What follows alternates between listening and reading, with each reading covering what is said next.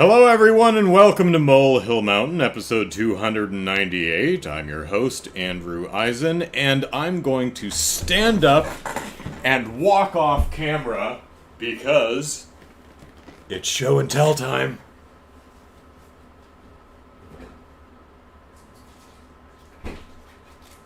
Andrew, you inconsiderate, thoughtless git. Why didn't you prep show and tell time before starting the stream? Well, because this is a show and tell product that sits in my fridge, so I'm going to have to go put it back in a second. So I was at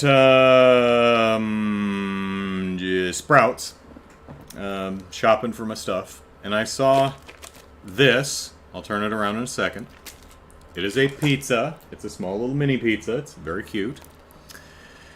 And I saw it. And I said, goat cheese? Goat cheese? I mean, okay, I understand what cheese is. And I understand how you could get cheese out of a goat. But maybe don't call it that. 'Cause that sounds disgusting. But it is pizza, so I'm looking forward to trying some goat cheese pizza. So I gotta put this back in the fridge.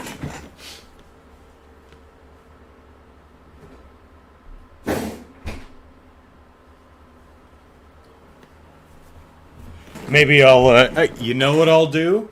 During the break on tomorrow's game stream, I'll go make the... Actually, it might take 20 minutes. Hang on.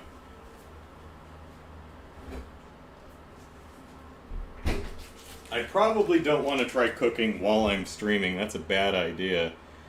12 to 15 minutes? I'll think about it.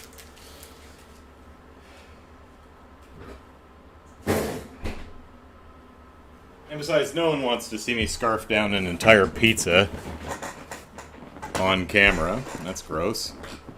Chicago, I was expecting toys. Well, I did buy...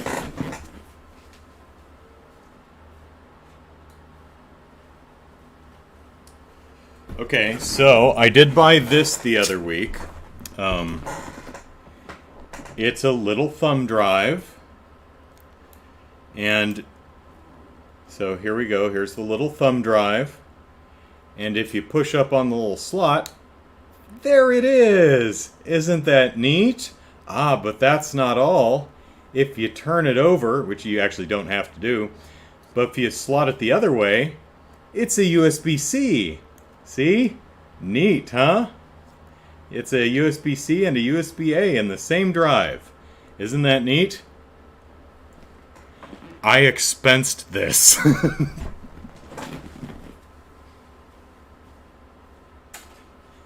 Which, I don't know why I was all conspiratorial about that. I mean, it was a work expense. I needed to get that because I had a device that I had to test its USB capabilities, and I didn't have a USB-C drive.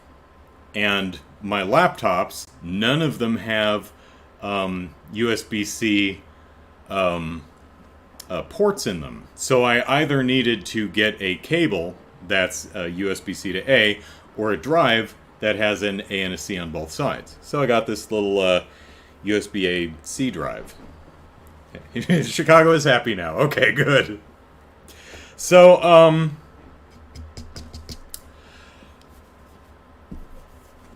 throughout this year, I have been speaking on the fact that my cost of living has well outpaced my salary. This is something I've discussed multiple times on the podcast. Well, we're continuing that story today. But to bring everyone up to speed, I live in Southern California, San Diego specifically. Chicago says, you could have just gotten a new laptop with USB-C ports. I mean, come on.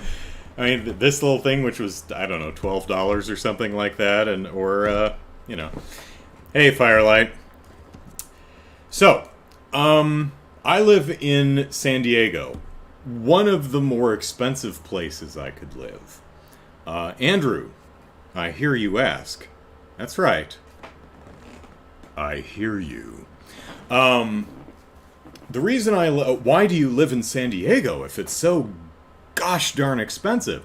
Well, because that's where work is. I was born in California, the LA area. Parents got divorced, and mom took the kids to where her family lived, which was Phoenix, Arizona. So that's where I grew up. So we moved out there when I was about 6. I went to college there, and when I was in college, I got a job at a company called WIS International. I'm sorry, it was called Washington Inventory Service at the time. And I went to school during the day. My classes were usually between like noon and 6. So in the evenings, I'd do inventory. That's what Washington Inventory Service did, is they performed physical inventories. And when I was in college, I went out and I counted the products, and 2, 3, 4 in the morning, I went home, slept till 11, had breakfast, and went back to school. Worked well. Graduated college in 2001 with my Bachelor of Science in Engineering, and the economy crashed, and I continued working for WIS International for the next couple of years because I just couldn't get another job. So I switched from part-time to full-time. I started managing and running crews, and then I realized, since I wasn't finding any work befitting of my degree, I said, hey, you know what? This company makes its own proprietary hardware and software. I could, go work for headquarters. So I did. And where is headquarters? San Diego, California, which is why in 2005 I moved out here to, again, one of the more expensive places you could want to live. Not the most expensive. It's more expensive to live in San Francisco, which is way north of me. It's more expensive to live in New York, which is way northeast of me. But it's up there. So throughout the years at WIS, I had several different roles. I did some report writing. I worked in technical support. I was on the off-hours rotation. Then I moved into quality assurance, which is where I've been for about the last decade. So here we are in 2022, and because of the pandemic, I am now fully remote. I work from home, which means technically I don't have to live here in San Diego. So when I realized that cost of living had outpaced my salary by such a degree that I need to do something, I recognized, and I've talked about this in previous podcasts, that one option open to me is I could just move somewhere cheaper. I could move back to Phoenix. It's cheaper to live there. Couple things, though. I don't like Phoenix. Never did. See how much I'm sweating? It's even worse in Phoenix. I really have no desire to go back to Phoenix. There's nothing, other than one friend from college, there's nothing in Phoenix that I have any desire to go see. Also, moving sucks. I imagine all of you have moved at least once in your life, and I'm sure you would agree that moving indeed sucks. But it is an option. But I like San Diego. Moving sucks. So, if possible, I wanted to stay here. Also, so what I decided to do, lots of options. You could move somewhere cheaper. You could get a second job. You could try to get a second job. Work nights at Taco Bell or something like that. Lots of things you could do. What I decided on is to teach myself new skills, improve the skills I already have to try and make myself a more valuable employee to make more money. Maybe even get a different job that pays more money. Right?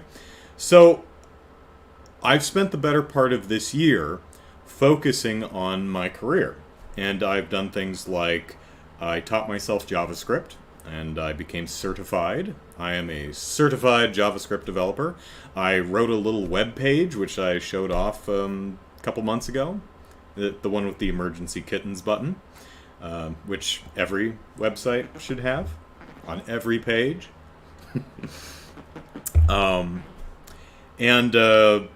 I've been trying to teach myself test automation because even though my company is slow on the uptake in that regard, it will go that way eventually. That's where the industry's headed. It has to. It would be kind of like working at Nintendo in 2010 and being like, I mean, we're gonna be making mobile games eventually, maybe not this year, maybe not next year, maybe not in 5 years, but eventually we're gonna have to do that, right? But do I want to wait around for that long? So, I've been teaching myself skills, and I have been, don't tell anybody, but, looking around for other employment opportunities. And I mentioned a month ago that my hard work has resulted in progress. I got a raise a month ago. Not a huge one. Not quite $1, but not enough to actually cover the $136 a month raise in rent that hit me this year. But enough to cover an appreciable portion of that. So I was encouraged by that. And it's like, okay, things are starting to pay off. We're heading in the right direction. Okay.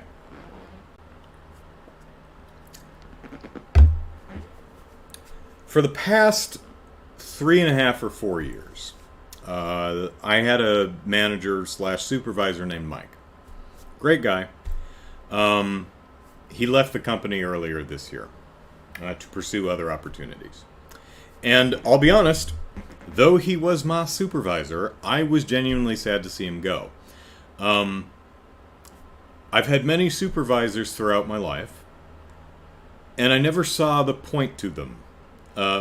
Prior to Mike, a supervisor was just the person who approved my PTO and signed my paycheck. Nice people. I've been fortunate enough to have nothing but nice people manage me.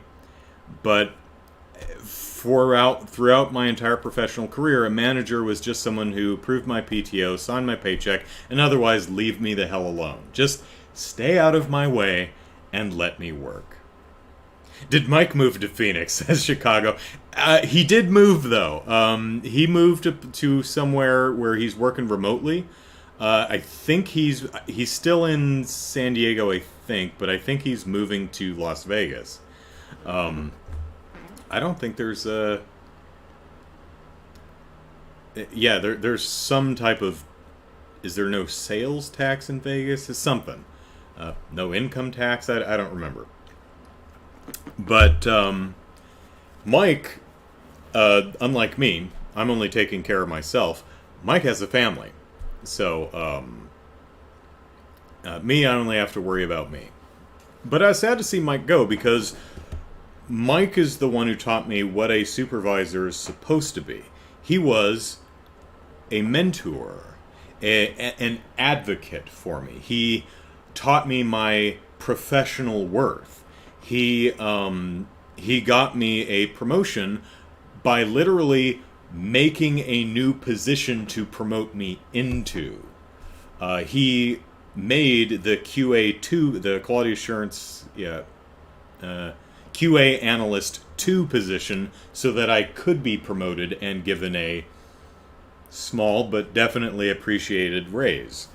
And there is actually a QA3 position, which is a goal, because if I get promoted to QA3, I can command more money. So, and Mike was always trying to.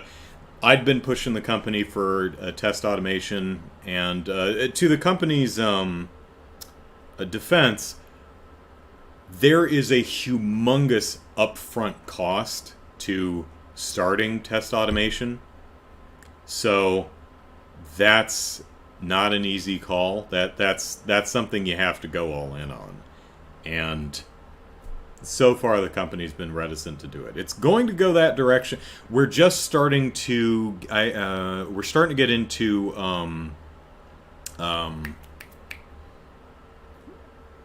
integrated development. I'm sorry, continuous development, where we're starting to automate how our developers check in their code and make builds, and that's going to lead into eventually automation, because that's where that goes. Probably going to be several years, but that's where it's going. Anyway, so I was pushing for it. Mike was pushing for it. He was constantly trying to send me to conferences and training and stuff. And I did go to a conference at Disneyland back in 2019, which was a lot of fun. Learned a lot of cool stuff. A lot of the browser plugins that I learned about there, I still use. I met the woman who QA'd the Star Wars motion Millennium Falcon ride. I had lunch with her and got to listen to her lovingly bitch about spending the last 18 months riding that damn ride. She said, it's a great ride. I never want to ride it again. So that was fun. Chicago says, I think you might not have to file state taxes in Vegas. It's something like that. There's either no sales tax or they don't do income tax there. State tax is different. Something. There's some benefit to Nevada. I don't remember what it is. But anyway, yeah, he's. I don't think he's moved yet, but I think he is moving. We're still in contact, so LinkedIn and stuff. So, and text. Great guy. I was sad to see him go.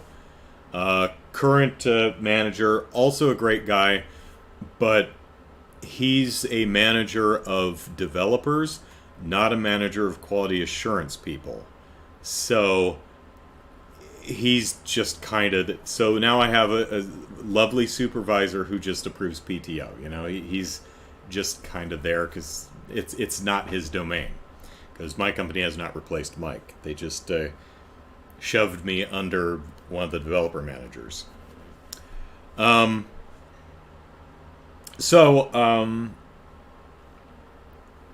I mentioned, I've been keeping my eye out for stuff.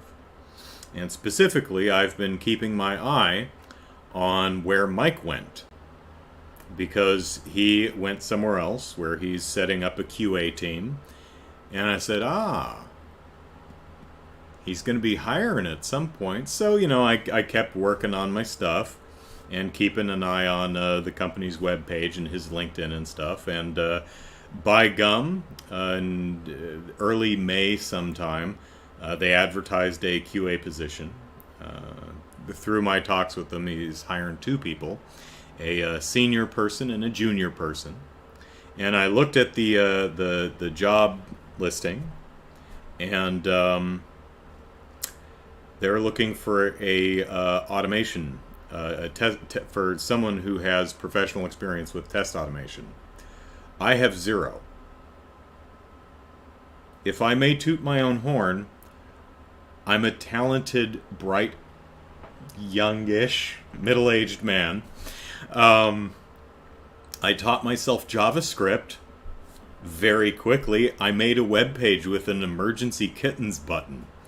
I downloaded the demo for an automation platform called Test Complete, and I wrote an entire suite of test cases to exercise my emergency kittens button and everything else on the web page. But that's the most important part. But still, I knew that applying for this job would be an incredible long shot. So it looked to be a great opportunity.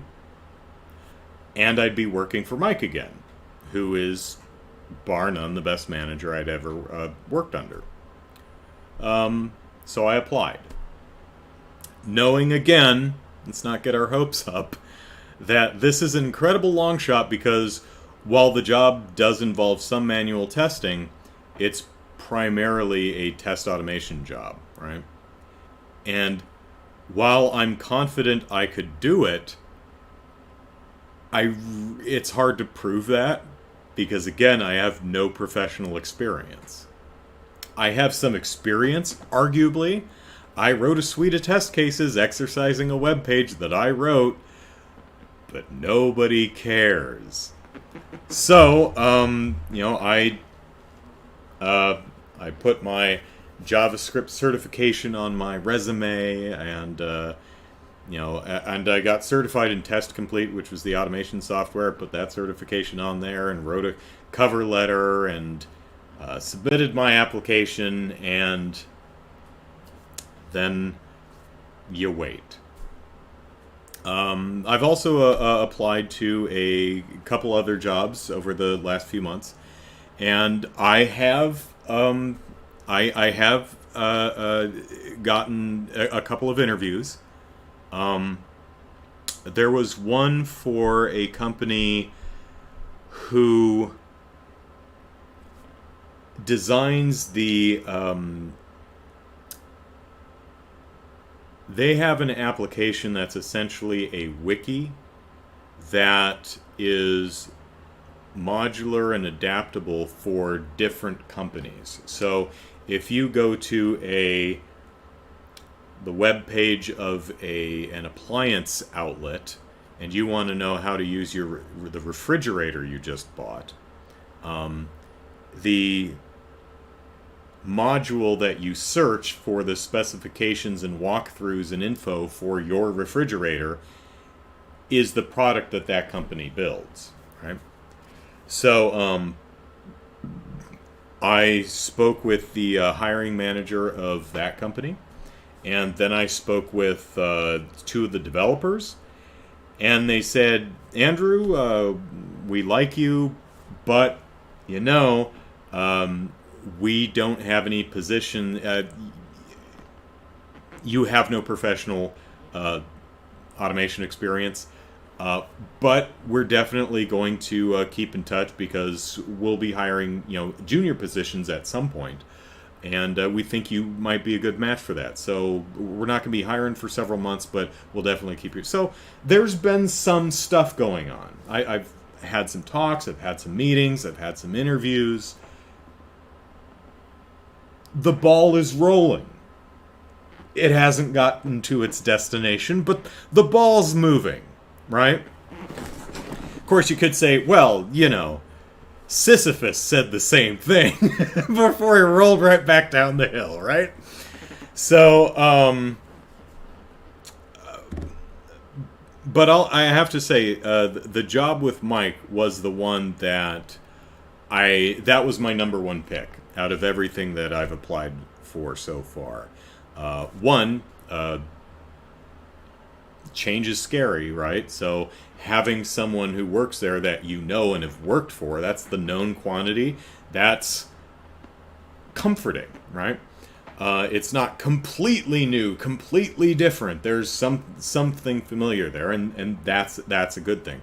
Also, the company seems great. It has some really nice benefits. The company culture I was really impressed with. I went onto its site and I was looking at the benefits and stuff, and they actually have behavioral health coverage, trans and non-binary health coverage, all kinds of really wonderful, progressive stuff that I rarely ever see. So I was like, this seems like a really, culture and values wise, a great organization. So I typed the company name plus scandal and see, all right, what kind of shit's this company been gotten into over the years? And there have been scandals, but the company has, as far as I can tell, handled it as well as you could reasonably expect any company to handle things like one of their employees being accused of sexual assault. They didn't do the thing where they didn't do a victim blamey thing. They didn't try to cover it up, so far as I can tell. They put the person on leave, conducted an investigation, and then fired him. And said I don't know what they did, but they said we're putting measures in place to help ensure that something like that never happens again. They did pay out a large settlement to the victims of the person they fired. So, not perfect angels. Again, it's a company, and if you're looking for dirt, you'll find some, as I knew I would. But for me, it's how you handle stuff like that. And so far as I could tell, the company has handled its scandals in the best way possible. So that's good. So that's why it was. So lots of reasons why it was my number one pick. Not just I know someone who works there. So anyway, I put in my application, and this was probably like May 12th or somewhere around there. I think they closed, stopped accepting applications towards the end of the month, like the 23rd, 4th, 5th, somewhere around there. At the time, I got LinkedIn's free month of LinkedIn Premium, which gives you some insight to what's going on. And it's like, this many people have applied to this job. Judging by your profile, you're in the top 10% of candidates. I'm like, oh, well, that's encouraging. Then day X rolled around. I don't remember what day this was. But I was keeping my eye on it because they had closed the submissions. And I forget what the number was, but it had dropped from multiple dozens to 30 submissions. And I was wondering, does that mean that, 60 people applied and they'd cut it down to 30 some odd candidates? I don't know exactly what that meant, but it said you're in the top 2%. I'm like, really? Neat. And then Mike called me, because he has my telephone number. And he said, "Hi, Andrew, it's Mike." Which is what I would expecting him to say on the phone. He said, the recruiter put your application in the no pile.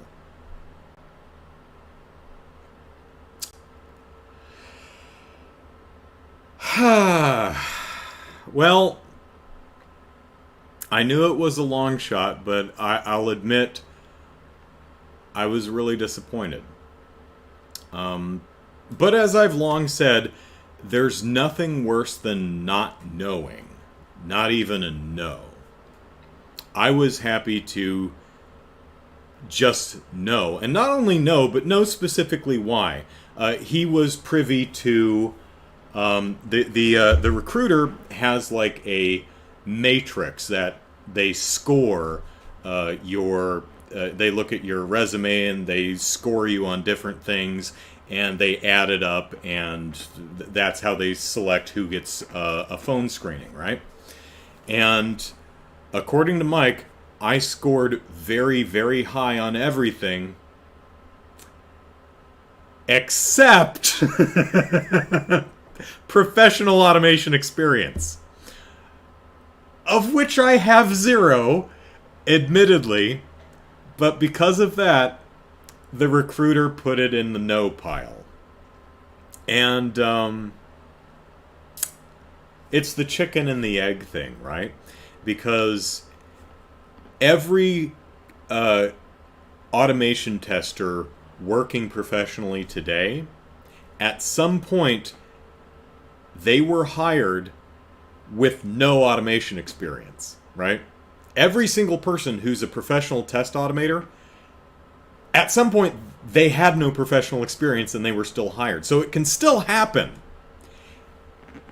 You're behind the eight ball when you're competing with a bunch of people who actually have professional experience. So it's not terribly surprising. But I'll admit, this was the middle of a work day. And I walked out of my apartment and I took about a 20-minute walk.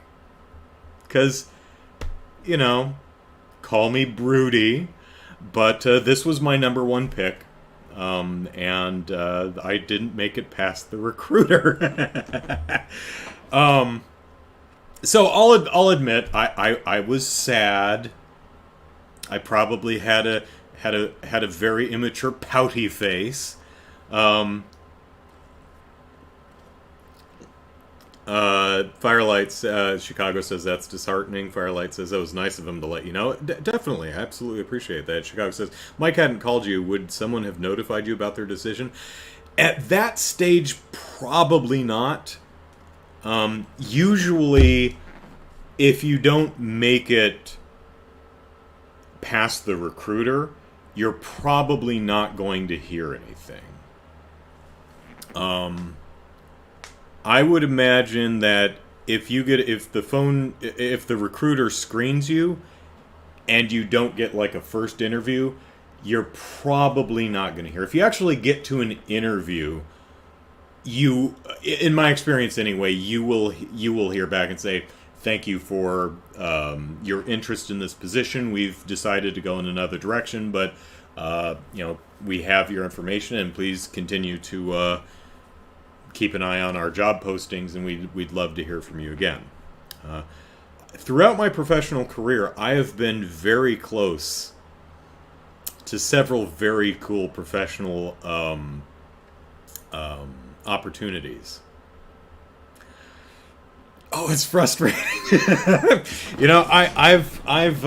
I've been so close so many times, and I've been nowhere near several times also. But it's tough and it's frustrating, and it is actually demoralizing and disheartening. And I will admit, prior to this year, I'd stopped actively job searching. I'd probably been actively job searching up until about 2013, and then I was like, you know what? I'm tired. I like WIS. I like the people I work with. It doesn't pay great, but I'm doing okay. I could do this. I mean, I'm never going to retire. I'm going to work until I die. But, I can do this. This is fine. I would rather just do this than... Because applying for jobs, as I'm sure most of you know at least, or at least most of you know, is very time-consuming. It's a lot of work, and it's very stressful. And around 2013 or so, I was just like, I just don't want to do this anymore. I'm okay. But salary and cost of living has always been like that, and this year it just went like that, and I was like, okay, I got to get back in there and keep trying. Because the gap between my salary and cost of living is something I can deal with for a while. A couple of years even. But if nothing changes, that's no good. Chicago says that's understandable. I'm just glad you didn't punch the first person across you after the bad news. Well, I do live alone, so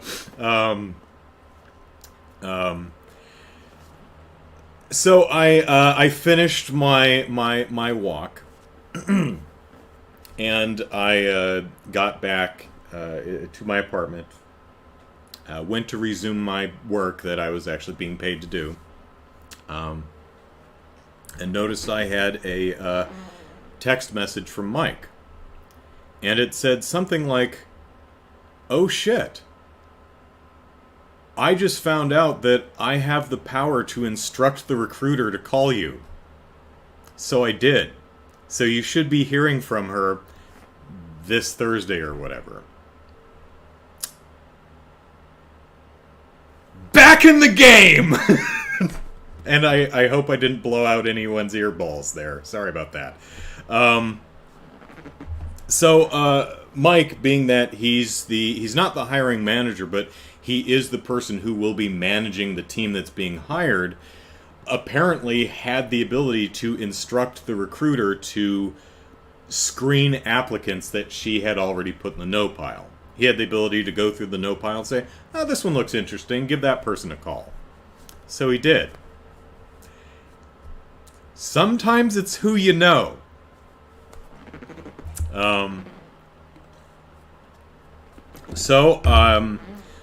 I had a screening Firelight. Hell yeah! So I had a phone screening with the recruiter. She's blocked out like 45 minutes and said it's not a technical interview. It's just a screening. Going to talk to you about your work history and things like that.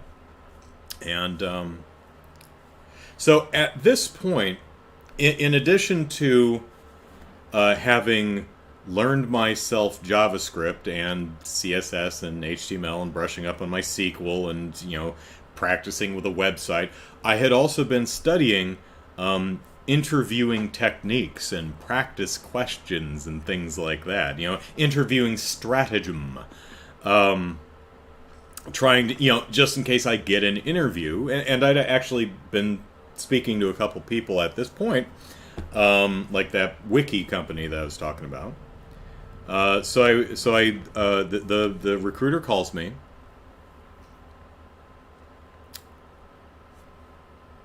Not a single thing she asked me was on that list of interview questions to prepare for. Why do you want to work here? What are your greatest strengths? What are your greatest weaknesses? What do you feel is the thing you're most... what accomplishment are you most proud of and why? Those classic interview questions. She didn't ask... I was prepared for them. I went in feeling good. She did not ask me a single one of them. That said, I felt pretty good about the phone screen. For one, it went the entire 45 minutes. I felt that was a good.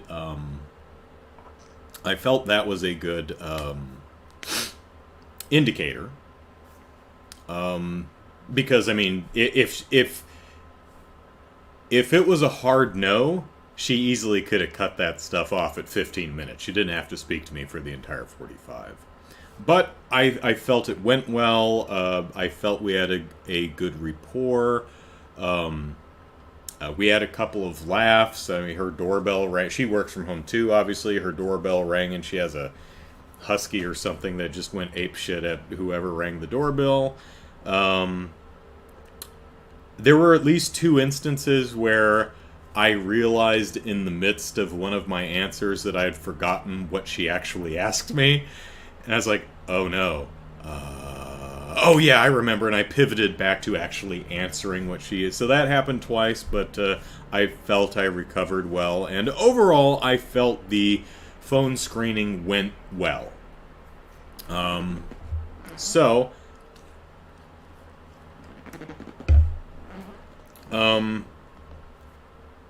few days later, I hear back from the... Now, of course, Mike asked me, he says, how did you feel it went? And I told him what I just said. Well, it went the whole 45 minutes. I kind of lost the plot in some of my answers, but I felt I course corrected back. I felt we had a good rapport. Seems like a nice person. Hard to tell just over the phone because I can't read the face, but I felt it went well. And he says, well, good. I'm glad to hear that. I, of course, can't tell you anything, but good luck. So I waited and waited and waited some more. And then Marty called me back, the recruiter, and told me that I had was going to have an interview. So, in the next week or something like that. And I was like, yes! And it's a interview over Zoom, so I get to actually see the people I'm interacting with this time. So I'm like, okay. So I had a week, and I'm doing more studies on interview stuff. I'm making sure I have all of my technical crap up to snuff. If they ask me anything about JavaScript, I'll be able to answer it. If they ask me anything about like test complete specifically, I should have at least a general idea because I've been working with that. So I've just been, doing as much as I possibly could. And I imagine for Mike it was probably difficult because he was on the panel and he was also sitting on the interview questions. And I can only imagine he's sitting there going, I could like give this to him, but that would be cheating. So I had no idea what I was going to be asked. And that's the hard thing, right? I'm doing all this studying for a quiz that I have no idea what's going to be on it, like at all. Right? It's like, oh man, am I even focusing my studies in the right domain? I have no idea. So Chicago says, you're keeping me in suspense. I keep feeling bad for you, then happy, then hopeful. Yeah. This is a long story, and it has its highs and it has its lows. But I think it's a story worth telling, and that's what I wanted to dedicate the stream to tonight, because it's an emotional story, to me at least, but I feel it's a fun story. So let's continue with the story and see if it has a happy ending. Slight spoilers. This particular tale in the larger anthology of Andrew's life has an ending. We are going to get to a conclusion tonight. This actually does have an ending.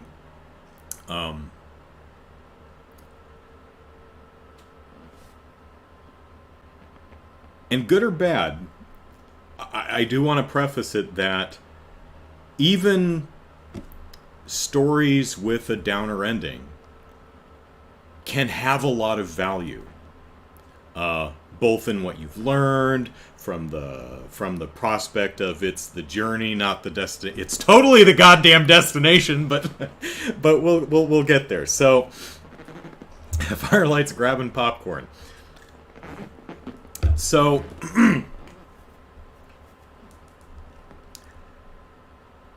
It's the day before my interview, right? And I know Mike's going to be there on the call.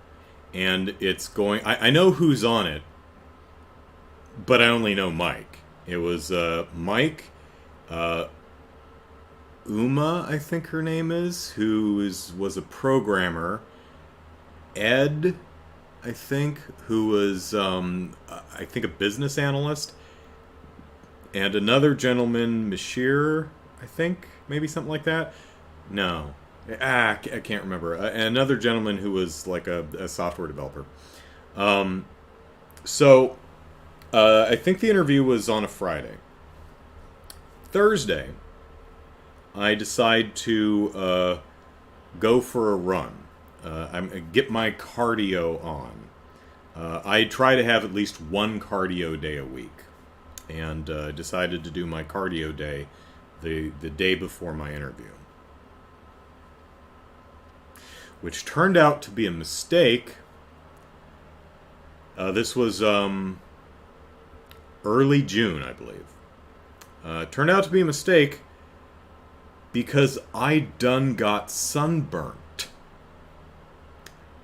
Oh no. Oh no. Because I'd cut my hair. I'd made sure I'd laundered all my clothes because I wanted to look professional. I was going to shave. And I went and I got my face sunburnt.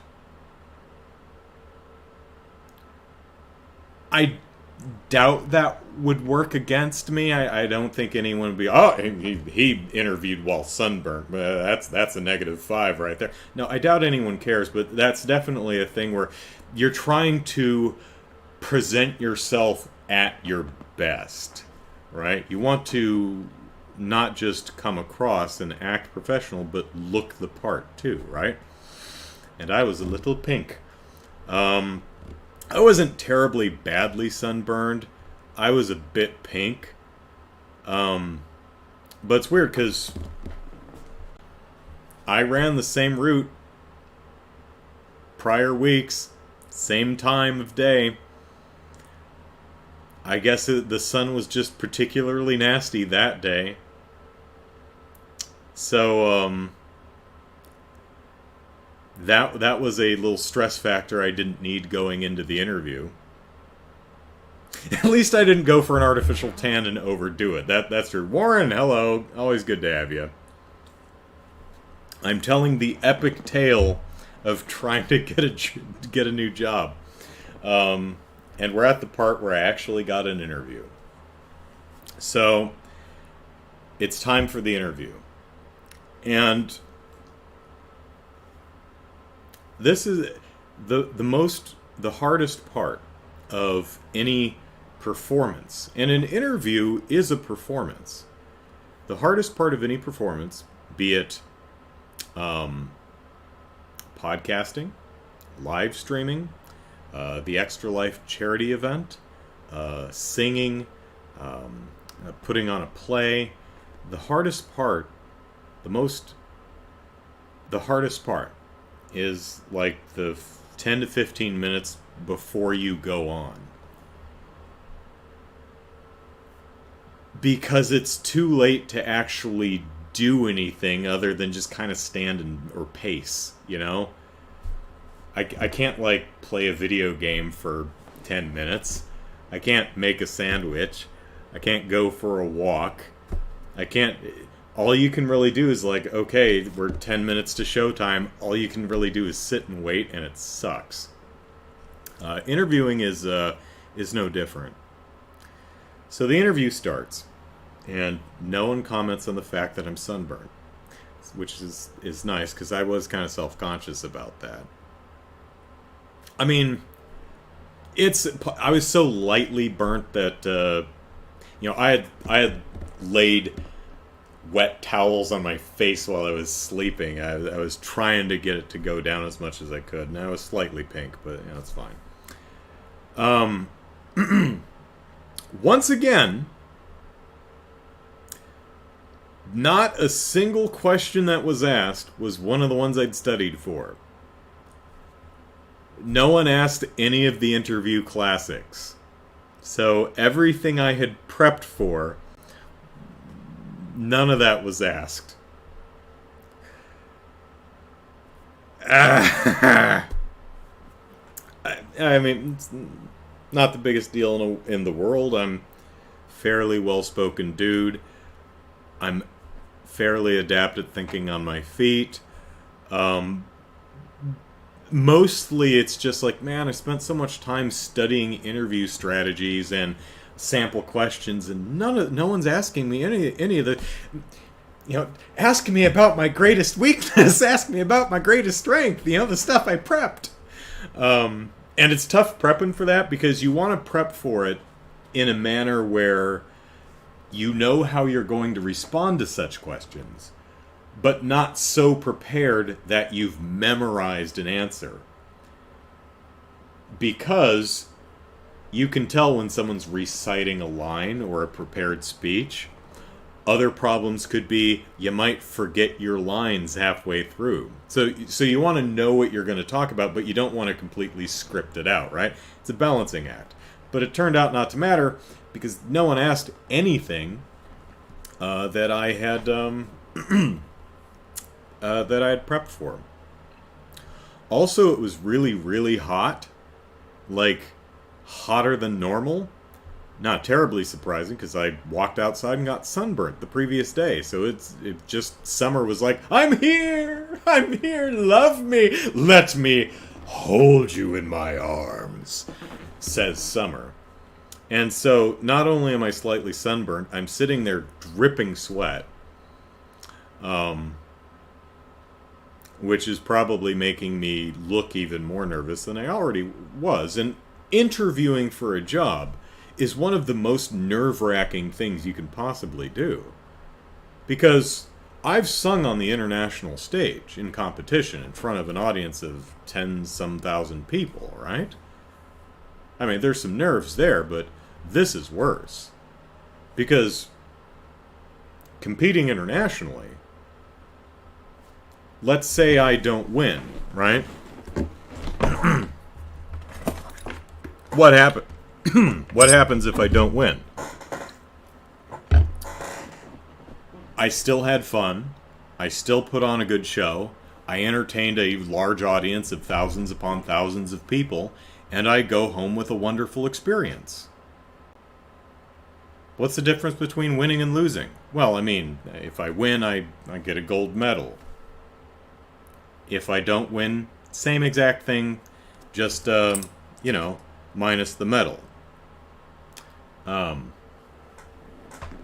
Totally won gold, though. So, did win. It's not really important. I just wanted to point out that we did win. So, international champ. Whee! But a job interview is life-changing.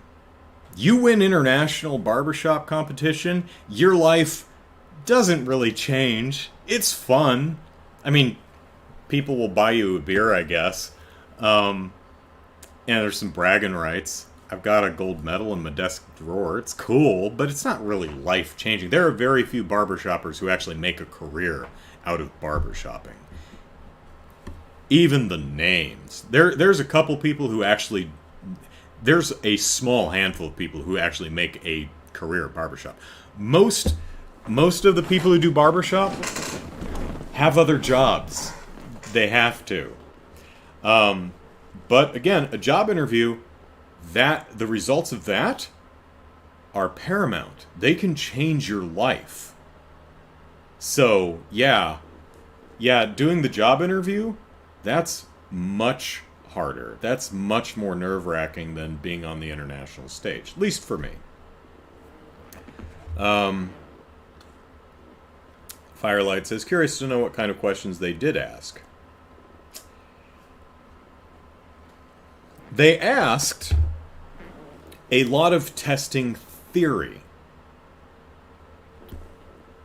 What is the difference between quality assurance and quality control? What are the steps in the software development testing, software testing life cycle?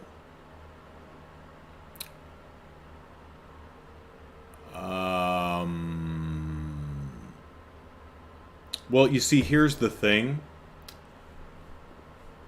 I have no formal testing training. I'm entirely self-taught. And while I'm very good at what I do, I didn't go to school for it. I'm not. I don't carry any type of certification in it.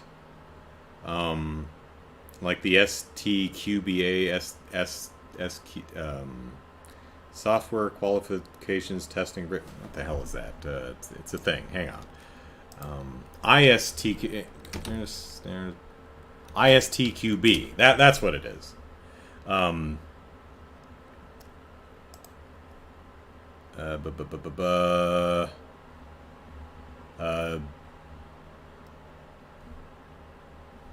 the hell does that stand for? International Software Testing Qualifications Board. That's what it is, right? I'm not certified with them. I never went to school for testing. So when you ask me what the actual difference between quality assurance and quality control is, I don't know. I'm sure there is a technical difference.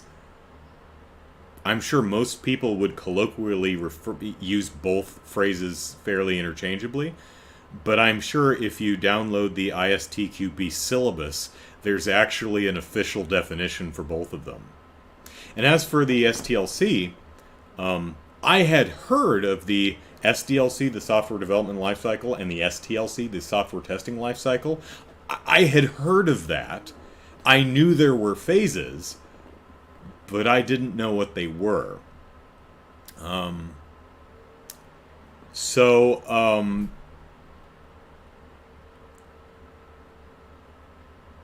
The interview could have gone better. It could have gone much worse, but it could have gone better. I walked out of that interview.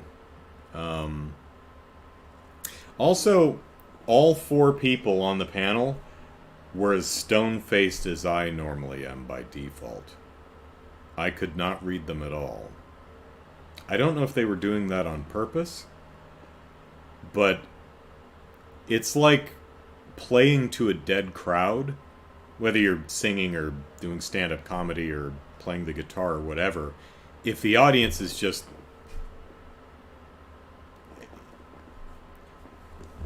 It's hard to perform when the crowd has no energy, when you're not getting anything from it. So I don't know if the panel was doing that on purpose or if I was boring them to tears, but they were all very stone-faced. Which doesn't do the nerves any good. Also, as I said, they were asking a lot of theory questions, which I didn't know the answer to.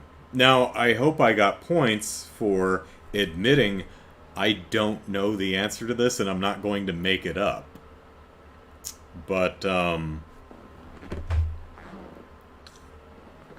yeah, I went out of that interview. Not feeling great. Again,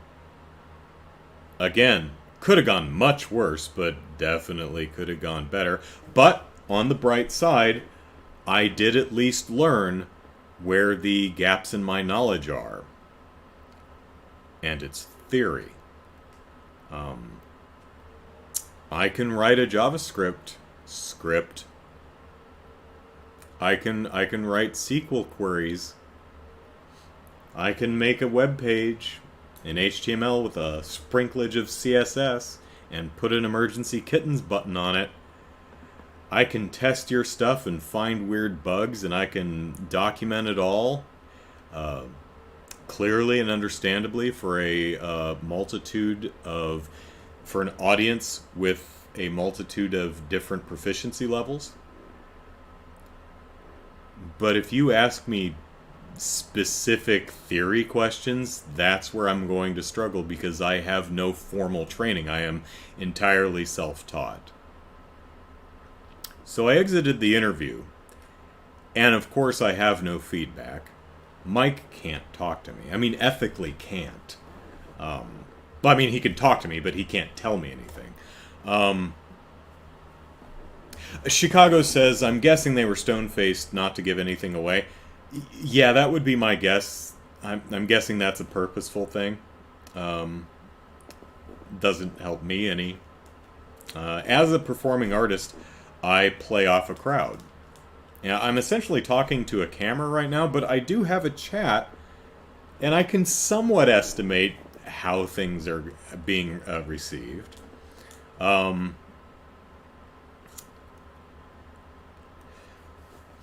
So the interview ended, and I knew that it was possible. The next step in the process would be a second interview. No idea if I'm going to get a second interview. Seems like a long shot. Again, no professional experience. No formal training. Theory seemed to be pretty important, and I ain't got none. So I spent the next week, I just put myself in the mode thinking, okay, let's just pretend I'm definitely getting a second interview. Let's just act like I am, and let's buckle down and learn us some theory. So I downloaded the ISTQB Foundation syllabus and studied that, and that was a big part of what I spent the next week working on. And I learned interesting things, like the difference between quality assurance and quality control. There is a difference. And the amusing thing is, when I first started my testing career, even though my job title was quality assurance, I was actually quality control. As the years moved on and my workplace moved into a more agile methodology, and I was responsible for more proactive testing strategies, like being part of the planning meetings, talking with the developers and how things were made, I slowly morphed into quality assurance. That's the difference between control and assurance. Control is a very reactive position.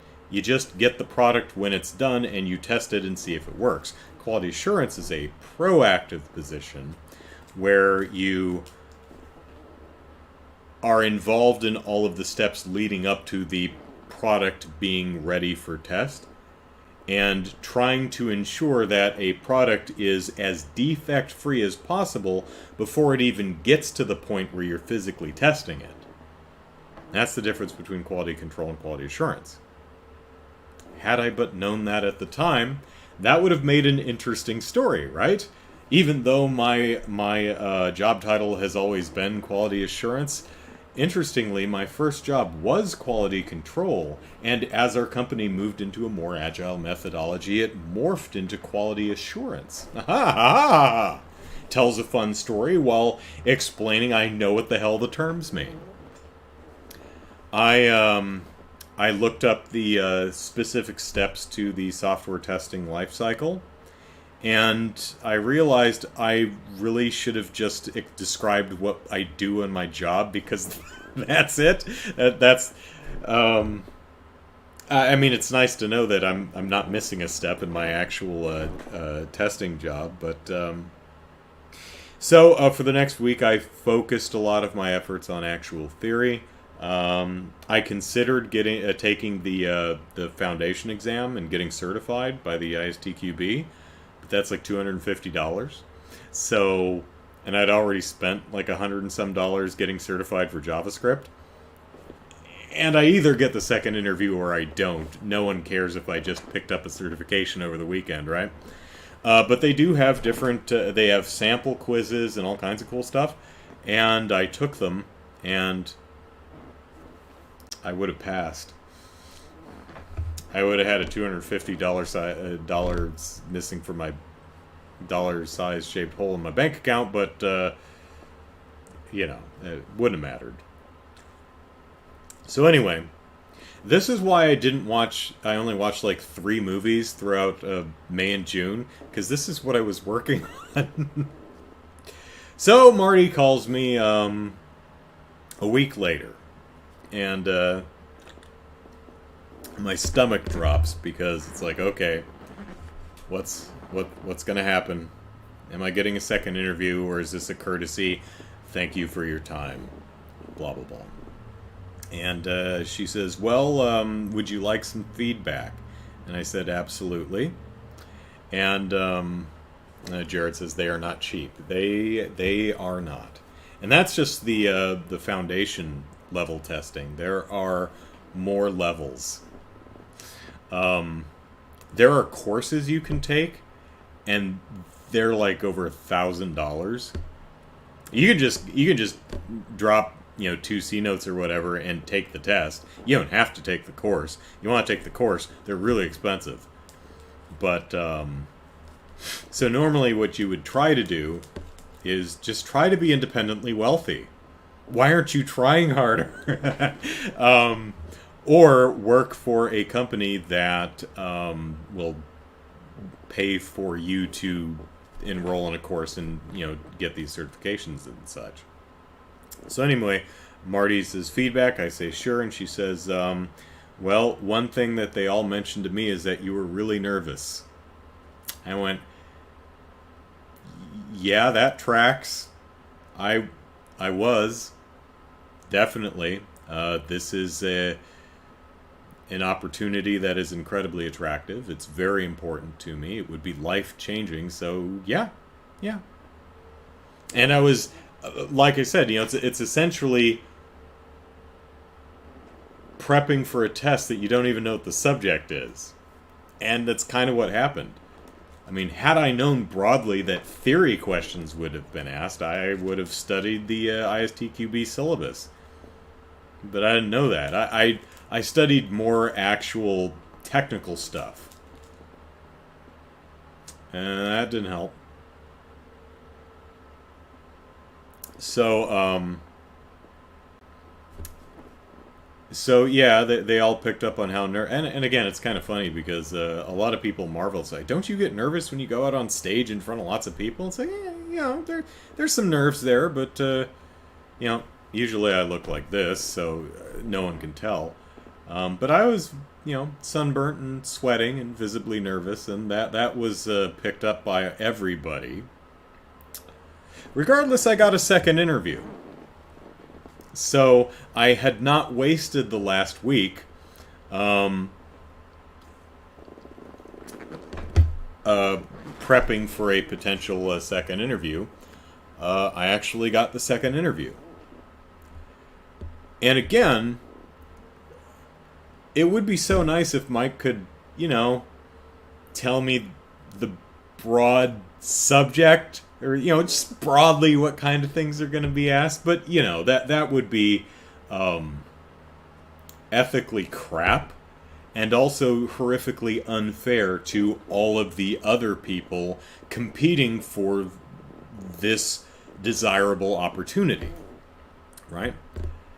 So I spent the next week keeping up with my technical stuff, but focusing a lot on theory, and hoping that they actually ask me something from that.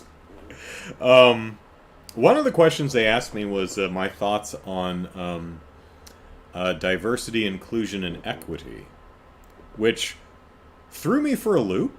I mean, I know what the words mean, but I was asked this, diversity, inclusion. I mean, that sounds like it's a thing. I mean, it's a thing. Those are words. They're English words. They have meaning. I know what it is, but it didn't come across as words out of a hat. And I looked it up later, and DEI is actually a thing, but it's not a thing that presented itself in any of my studies, so I was not prepped for that question. On the other hand, I'm tickled pink, sunburn, get it? It's kind of a callback joke, that this organization cares enough about diversity, inclusion, and equity to actually ask candidates about it. So, cool company. Hope I get to work there. So anyway, so I prep for the second interview as best I can. Jared says, "Get the best people for the position." That well, yeah, you do. That's that's not that's not what diversity, inclusion, or equity means. Is don't that's how you get the best people. Where was I? Oh, second interview. So I'm going into the second interview and hoping that I'm actually studying the right thing this time. And second interview starts, and it's two of the same people. It's Mike's there, Uma's there, Debbie's there, who's Mike's boss, and then another woman whose name I forget. Probably another developer or programmer or something.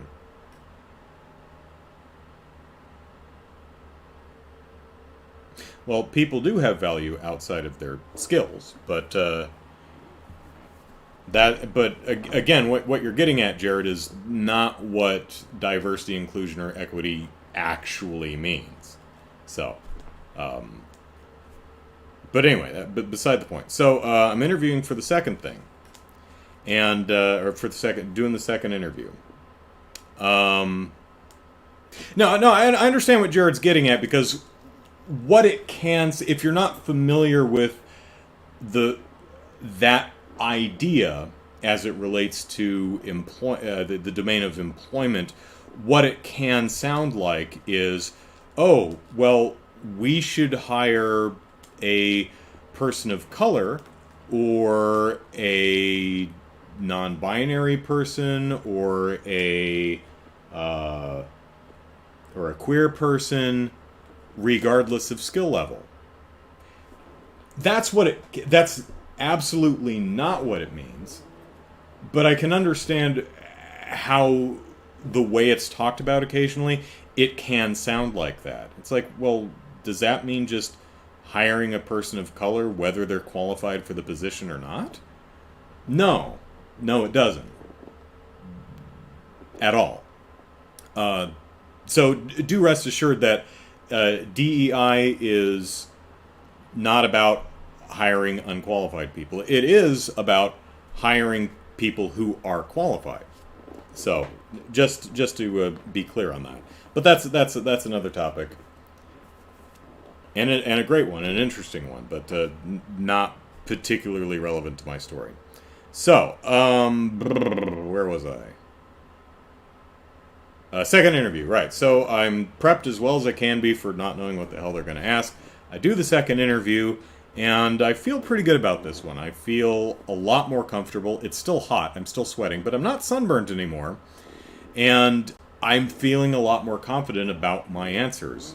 And I was pretty proud of myself for doing things like answering questions in a way that showed that I acknowledged where I fell short last time, and did the work to learn what the answers to the questions I didn't know were.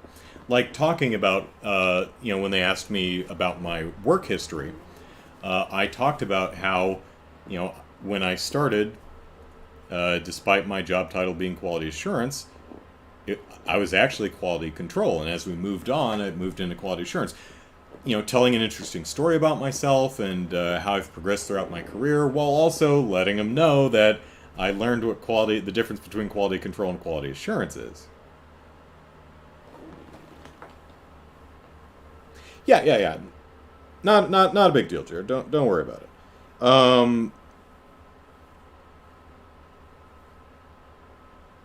Oh, right. So I was proud of myself for that. Then Uma asks me a question that I flat out did not know the answer to. She asked me a specific question on automation, and asked me specifically what the difference between an assert and something else. And I don't remember what the word was. And I was like, well, poop. I honestly, I honestly don't know.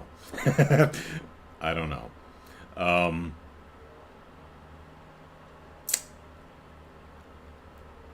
which which sucks. I mean, there was that wasn't the only question. There was another question that I was just like I don't know what that was, but for the most part, I felt a lot more confident in my answers thanks to studying theory. Damn it, Uma! Everything was going well. Um, so we get to the end of the interview, and they ask actually, I take that back. They didn't ask anything I'd prepped for. No, they did every single time.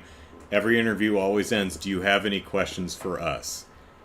Every interview I've ever been in, that they always ask that, and every interview strategy guide I've ever read says, make sure you have something to ask. Well, at this point, I'd already spoken to the recruiter. I'd already had a first interview. So, I mean, I'd kind of already exhausted my questions. Um, but I did have one, and I said, okay, I actually do have a question, certainly. And I said, okay, Uma, lay it on me. What's the difference between an assert and whatever the other one is? And and she told me, and I might have actually been able to answer the question correctly, except because everything was so theory focused, that was the mindset I was in when she asked. So I was looking at the keyword she was using, like assert, as more of a concept, but it wasn't. She was specifically asking what the assert method and the other method actually do when scripting. It's actually a programming command. If I'd realized that's what she was asking, I probably would have remembered. But I was looking at it from the thought of theory, and I was like, no, I don't know. But I felt I recovered pretty well, because when she explained what it was, I said, "Oh, okay, I understand what you're saying." When I wrote test scripts for a web page I was working on, I used the log.error and log.warning to accomplish the same thing. She's like, "Oh, okay." So, it would have been better if I'd been able to answer that question correctly in the first place. But I felt that showing because, I'm going to look this up as soon as this interview's done anyway, but I thought showing that I'm interested in learning the answer to the things I don't know, and though I didn't know this specifically, I did specifically know something very related to it, so maybe I got a point back there. And there, thank you, Firelight.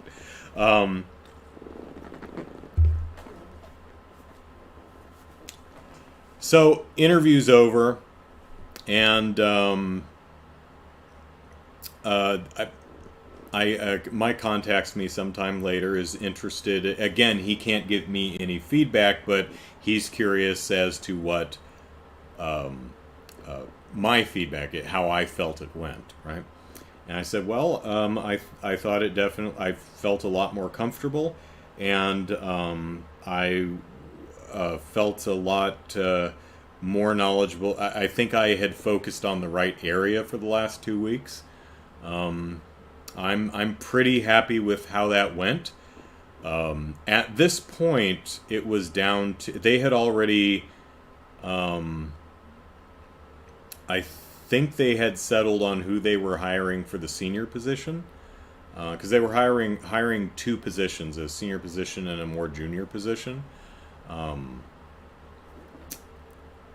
Still someone with experience, but so I think they'd already hired the senior position, so they were looking at their final slate of candidates for that position, and I think at that point it was down to like 3 people.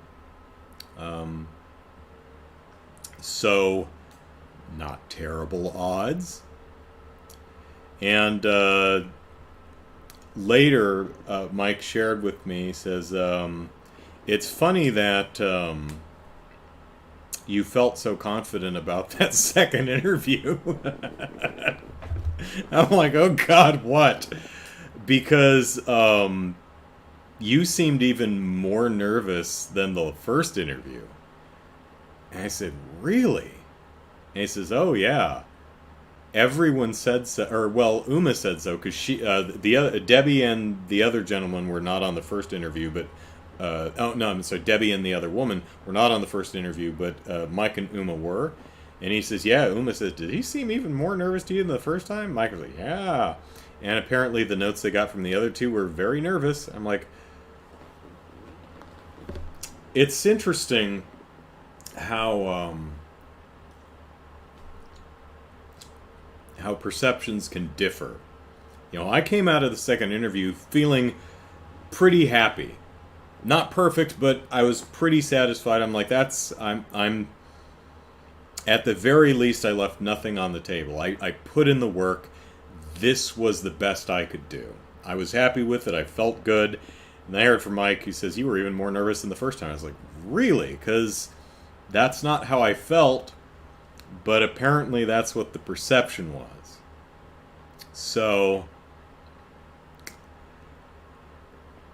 now I wait for the recruiter to call me and either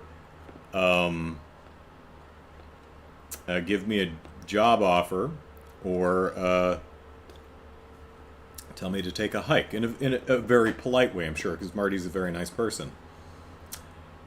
So, a week late... No, I'm sorry. This was...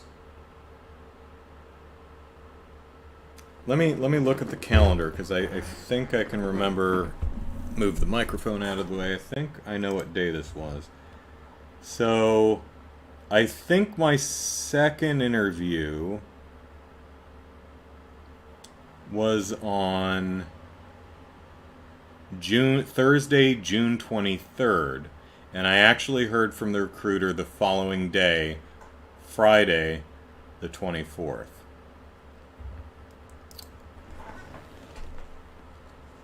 At least I almost finished with a bang. Yeah, there you go. No, not almost. At least you finished with a bang. Yeah, I was pretty happy with that. I thought I did as... what I remember thinking at the time is, come what may, whatever happens, I have no reason to be mad at myself. If the answer is no, I'm going to come out of this disappointed, sure, but I won't have any regrets. I won't be kicking myself, damn, if only I had done more here or studied this. No, I felt I did everything I could, and I was happy with my performance. So, Marty called me on that Friday. And she didn't offer me a job, but she didn't tell me to take a hike either. She asked me for references.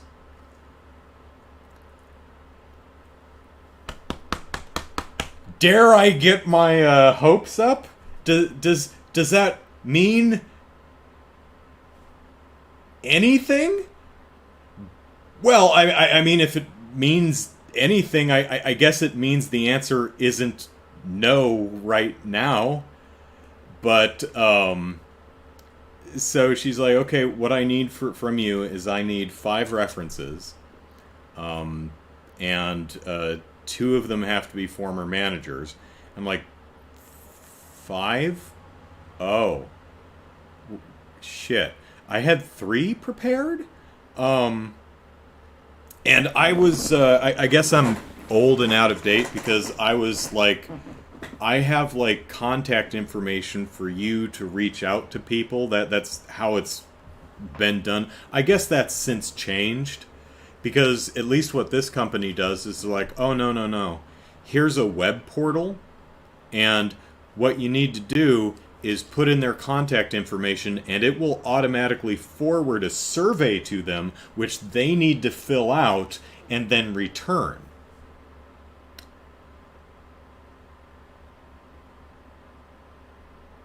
Okay. And you want that within 24 hours? It's Friday. I'll do my best.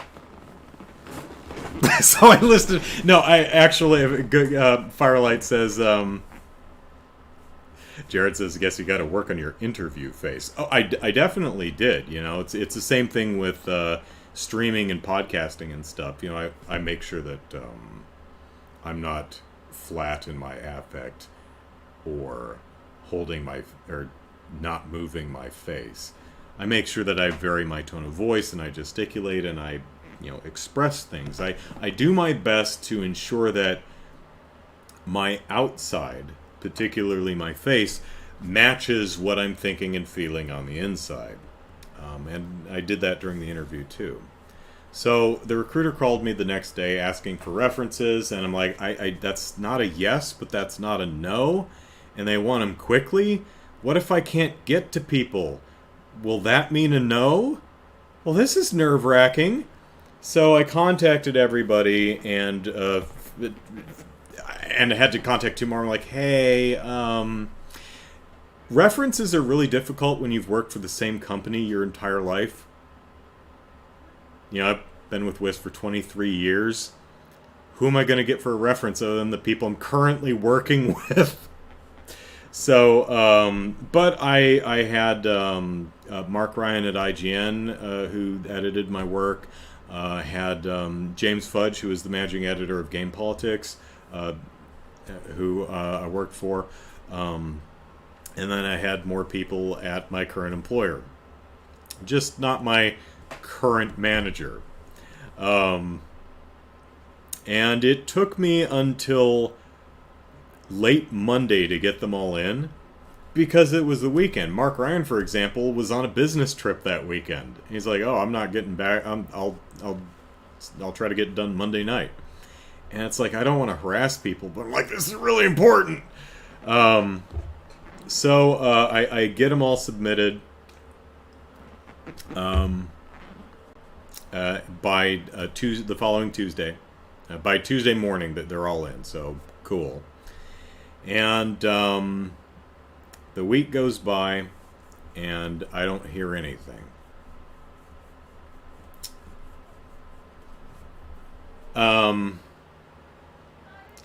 Well, now this is 4th of July weekend. Firelight says, my dad just called and I told him I can't talk now. Andrew's in the middle of a story. So it's now 4th of July weekend. I haven't heard anything. And now I'm on vacation because, I took the week of 4th of July off. And that had been scheduled even before I had applied for the position. So I'm like, well, man, if I get this job, this is going to be very awkward because I have to put in my 2 weeks while I'm on vacation. That's going to be an awkward phone call, but I'll worry about that if and when it happens. So Monday is the 4th, and I didn't expect any call on the 4th. And then Tuesday, the 5th, is a business day, so I'm like, okay, it's been a solid week since you've had all of my references, and it's not like you had to get a hold of them because they filled out a 30-question survey with essay questions. So you have all the information. It's not we're still trying to reach this person. No, they've been reached. So,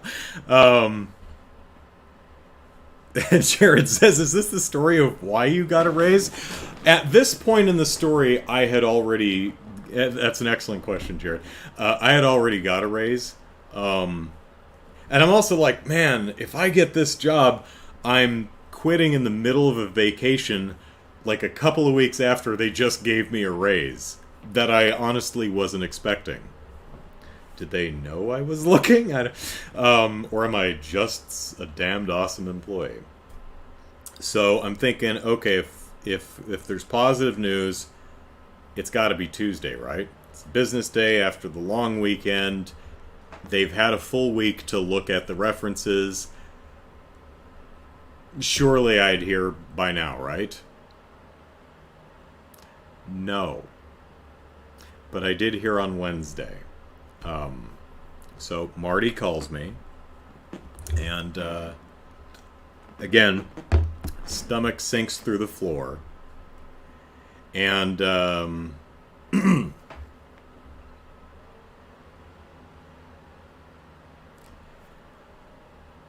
how do I say this? So she calls me, and immediately her dog starts barking because there's a squirrel outside, apparently. I'm sitting on the end of the phone. I'm like, she's like, Muffin, stop barking at the squirrel. I can't hear the gentleman I'm trying to let down easy.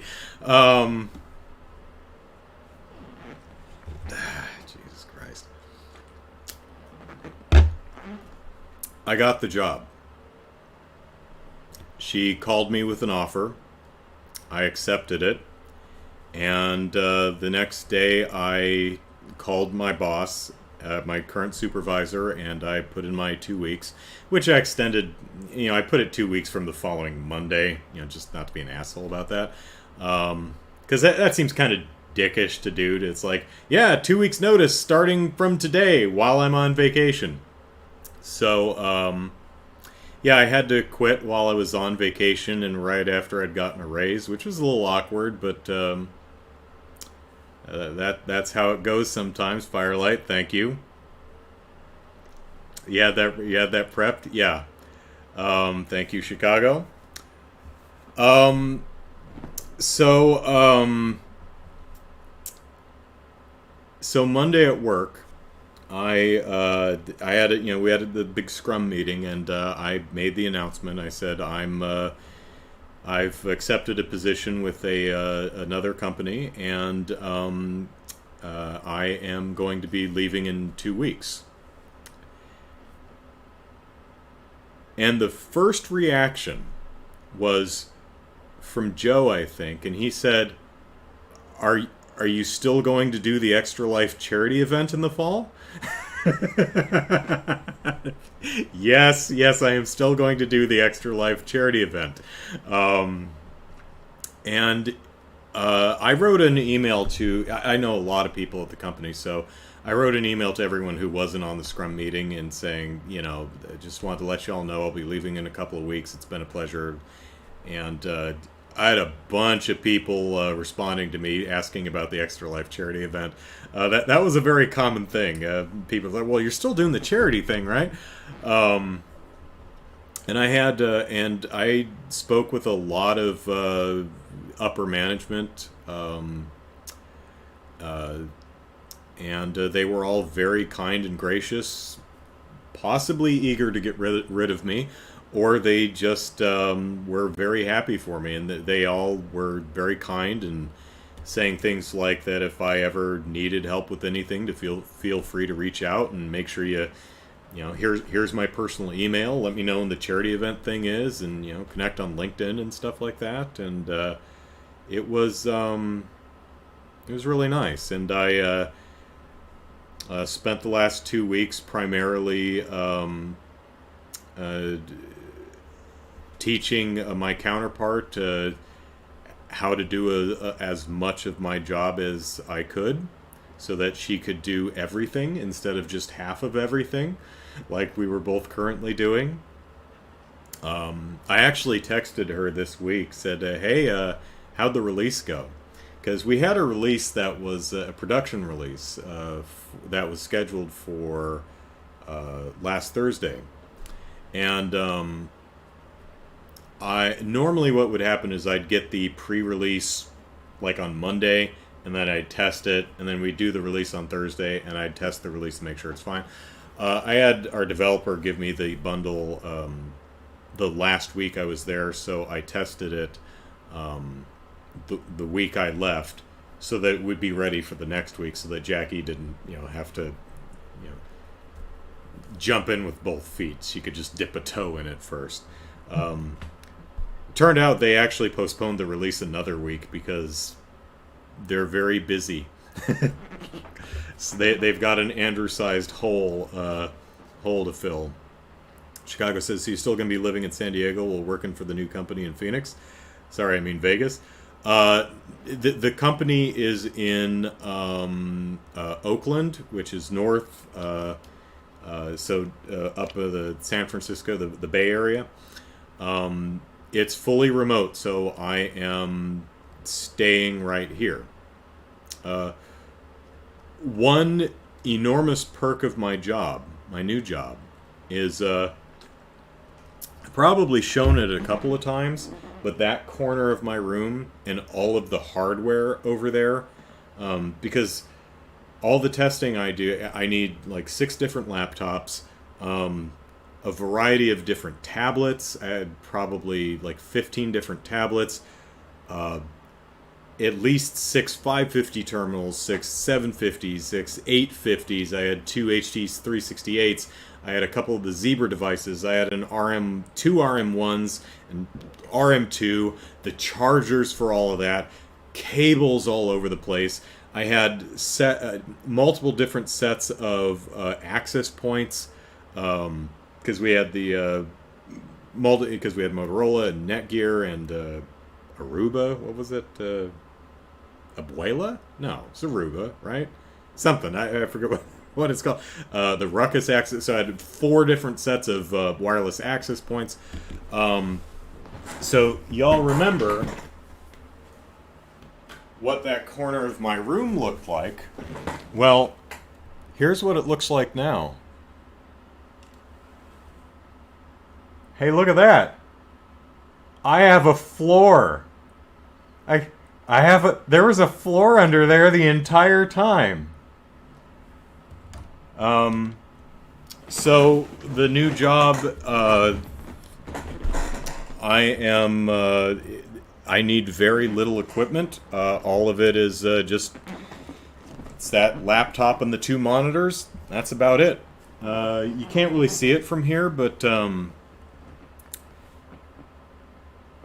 before, I had 4 different power strips, full to maximum, with everything that was plugged in. All the laptops, all the monitors, all the computers, all the chargers, all of everything. Now there's 1 power strip over there, and I have 2 free plugs. So that's pretty amazing. Room for more collectibles, says Firelight. That's right. No moving hassle, even more good news. This position pays more, and I am very happy to say that my salary is now comfortably ahead of my cost of living.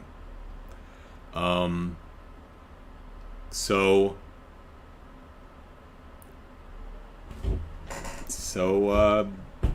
I did it. Now, of course, anything can happen. The company could burn to the ground. I could suck at this job and get fired. My rent could just be raised another $500 a month. I mean, anything could happen, but for right now, I'm in the black. I'm not bleeding money. For right now, everything's good. So, if anyone, if you're like, well, I don't need to support you on Patreon anymore, I totally understand. I hope you stick around anyway. My Patreon earnings have always been used specifically for the channel, and that's going to stay the same. But I definitely understand that Yeah, I just want you to know, those of you who are supporting me on Patreon, I'm in the black now, so I'm okay. You're welcome to keep supporting me at whatever level you want, in any way you want. I greatly appreciate that, but I'm okay now. So, things are good. Now, here's a bit of the lead that I've buried. The thing I'm working on, the project that I'm responsible for, is I will be working on the company's pension administration system. And all that that implies. Which means that if I work for this company long enough, I'll have a pension.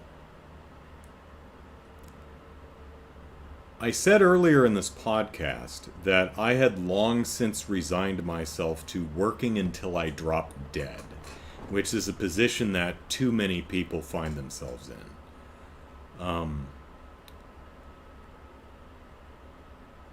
I may actually have a future now. I may actually be able to retire someday. And that's not something I had ever counted on or imagined. So that's kind of amazing. And this week, the 25th through 29th, whatever it was, yeah, that was my first week, and went well. Meeting everybody, and oh god, it's a lot, because I had to do a lot of paperwork, the I-9 and all kinds of stuff. I don't have a printer scanner machine. I should probably get one. I had to go to the library and scan and print some documents to sign them and scan them back to my thumb drive, and then email them back in, and had to research all the benefits and make my elections. And I'm going to do something I've never done before, and that's try an HMO. I've always gone with PPO, but I'm in the unique position where I'm joining in the middle of the year, and if I absolutely hate an HMO, well, open enrollment is in like October, so I only have to deal with it for 6 months. So it's worth a try. I have a bunch of learning modules to do on all kinds of different stuff, ethics and security. And actually, the security module is the exact same one that my old company had. There was one on coronavirus, which was due 2 years ago. I guess that got added anyway. A little out of date now. Sadly, not because the pandemic's over, but because that particular module was originally written in like the spring of 2020. So, Jared says, I think that's why you had a higher power bill. It's because all that shit plugged in over there. It'll be interesting to see if my power bill goes down next month. Chaos says, congratulations. Been around for about an hour and 30 minutes, but been multitasking. Oh, yeah, God, I've been yammering for a while. Firelight says, congratulations. Don't worry about what ifs. Can't live that way. That's true. Chaos says, I never be able to retire. I'll have to keep working after I die. I hope it doesn't remain that. I genuinely hope that everyone experiences at least the good fortune that I have, because this job was definitely a long shot. Because again, no professional automation experience, so the company is kind of taking a leap of faith on me. And I definitely would not have gotten this job without Mike. So definitely make sure y'all network, because that can make the difference. I mean, he didn't stack the deck in my favor. I mean, he didn't do anything unethical. He didn't share interview questions with me, but he did instruct the recruiter to call me and screen me when she initially said no because I had no automation experience. And you could look at that as a cheat, but it was ultimately the recruiter's decision to move me forward through the process after she screened me. So I wouldn't have got this job without Mike, but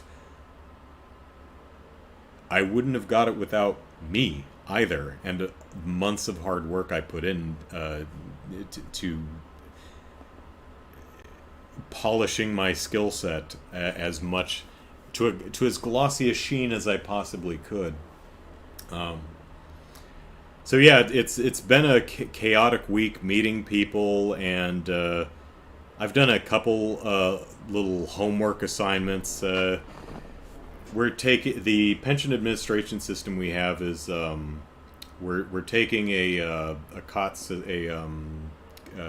off the shelf system, and we're bringing it in internal. So we're taking it over from another company that administrated it.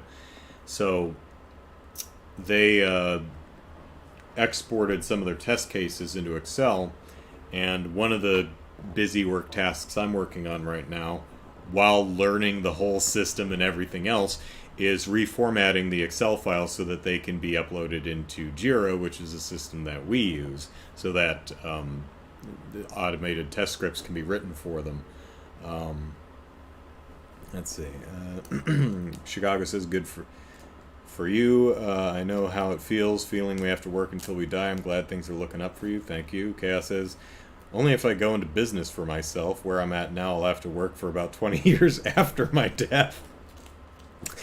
Chicago says, you owe Mike a Patreon anniversary video or a beer. Yeah, I definitely owe Mike something. Firelight says, emergency kittens button for the win. That's right. Jared says, a little cheat, but nothing in life comes with no advantage or disadvantage. Yeah. You could look at it as a cheat, or using your resources that you've carefully cultivated over a long multi-decade career. Or it cheated.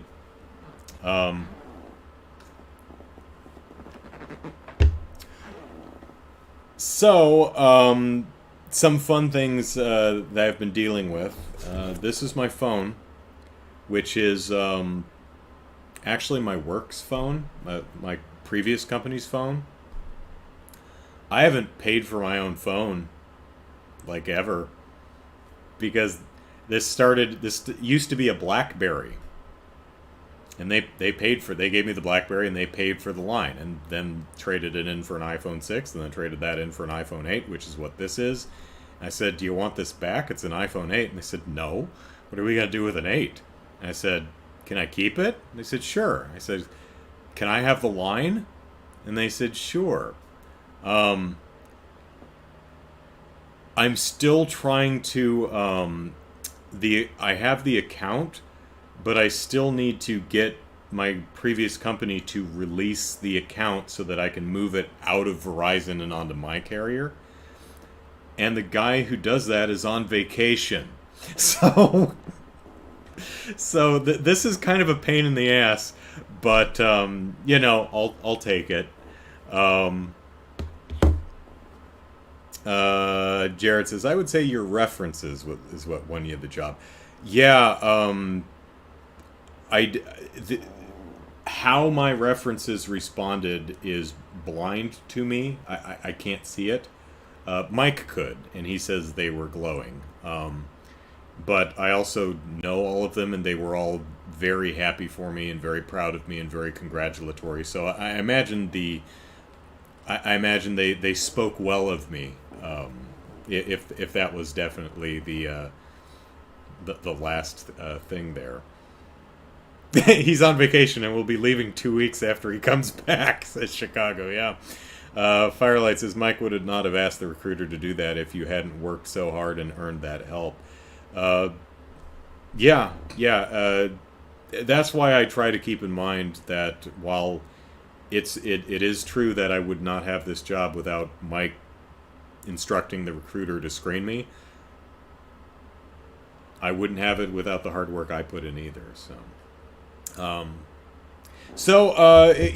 things are going to be a little bit more expensive. Now I'm going to be paying for a phone. Oh boo-hoo. I didn't actually have to buy the phone, but I will have to pay for the service, so there's that. But this company offers preferred pricing on home and auto insurance, and I got a quote, and with this new job, I'm going to be saving annually about $450 on home and car insurance. So that's pretty nice. Although the name of the company is really terrible. I mean, my current insurance is with Mercury Insurance, which is a fine name. Mercury Insurance. There's Farmers Insurance and State Farm Insurance. There's a lot of farm insurances. And Geico Insurance. You know. And then there's California Casualty. What a terrible name for an insurance company. I don't want my... It's California Casualty? That's like figuring out your benefits and then you get to accidental death and dismemberment and you're like, oh, oh god. But California Casualty is a lot cheaper. So, yeah, I'm not only am I getting paid a bit more, but I am saving money on car insurance too, so that's nice. Most people, Jared says, I would say don't have a plethora of them. It references, yeah, definitely make sure don't burn bridges if you can help it, and network as best you can, which is not the easiest thing to do, especially if you're introverted. LinkedIn and other such sources are a pretty decent way to help out, especially for the more introverted of us. But yeah, who you know definitely helps. Are they related to Utah Undertakers Insurance? Jared says I have a strong 3 to 5 compared to you. There you go. Better than deaths are us. There you are. So here's it's late, and we've got to get up tomorrow and play some more Trails in the Sky the 3rd. Because tomorrow's the 31st, and next Sunday is going to be a non-Trails in the Sky game. And I'm trying to decide between two. So keep an eye on my Twitter, @AndrewEisen, because I'm going to be posting a poll tonight or tomorrow morning. And you can all help me decide what game we're going to play next week. Still playing Trails in the Sky the 3rd tomorrow, but the week after, you can help me pick. One last thing I'd like to talk about is I actually had about 180 hours of vacation still banked. But that's my money, so that gets paid out. So I just got that money this week, which is after taxes about $3,600 or something like that. So I'm going to be using that money to do some things that I've really wanted to do for embarrassingly years, but just really couldn't comfortably budget for. And one of those things is a vacuum cleaner. I have been using the same Bissell upright for many years now, and it serves me well, but frankly it doesn't suck as hard as it used to, which for a vacuum cleaner, not a good thing. So I'm thinking about some of the cordless stick vacuums, because I live in a one-bedroom apartment. I think that might actually be pretty good for my living situation. They also have a bunch of cool attachments, like you can pull the end off and then stick a nozzle on. You have a handheld like dustbuster type thing, so that's kind of neat. So I'm looking at that, but the do Patreon, get more sway. There you go. But the big thing is, when I moved to California in 2005, I moved into a studio apartment in Pacific Beach. That studio apartment had a Murphy bed, and it was sized for a queen box spring and mattress. I had it full. So I went to Mattresses R Us, and found out that in my 25-year-old naivete that beds are really expensive. So instead of buying a queen-size box spring and mattress, I bought last year's model because it was cheaper. And it was even cheaper to just buy the box spring. Because I could just put the queen-size box spring in the frame and then put my full mattress on top of it, and it worked just fine. And I still have that. I still sleep on a full mattress that's sitting on top of a queen box spring. It's stupid, but it works. It's also a really old bed, and it needs to be replaced. And now I have the money to do that. So I'm going to be replacing my bed. So I'm really excited about this. I'm going to be able to do a lot of things. I have to kind of... I mean, I'm not going to be vacationing in Fiji anytime soon, but I do have to understand that I'm making decent money right now. I went to the store to get some antacids or something because I just had a horrible upset stomach the other day. And I looked at the antacids. I'm like, $6? I ain't paying $6 for antacids. And then I realized, you know what? $6 is asking a lot for that bottle of antacids, but I can actually afford to overpay a bit for a bottle of antacids. So that's going to be a difficult habit for me to break. Because if something's like $1 more than it should be, I will walk out on it. And even though I may not have to do that right now, it's probably something I'm still going to do naturally. I just need to make sure that I realize... don't hurt or overly inconvenience yourself over a couple of dollars because you have them now. So that's very cool. Great title for a bad review. This vacuum doesn't suck. This vacuum doesn't suck. Yeah. Or be a great review on Amazon. This vacuum really sucks. It sucks hard. Your old vacuum doesn't suck anymore? That blows. Yeah.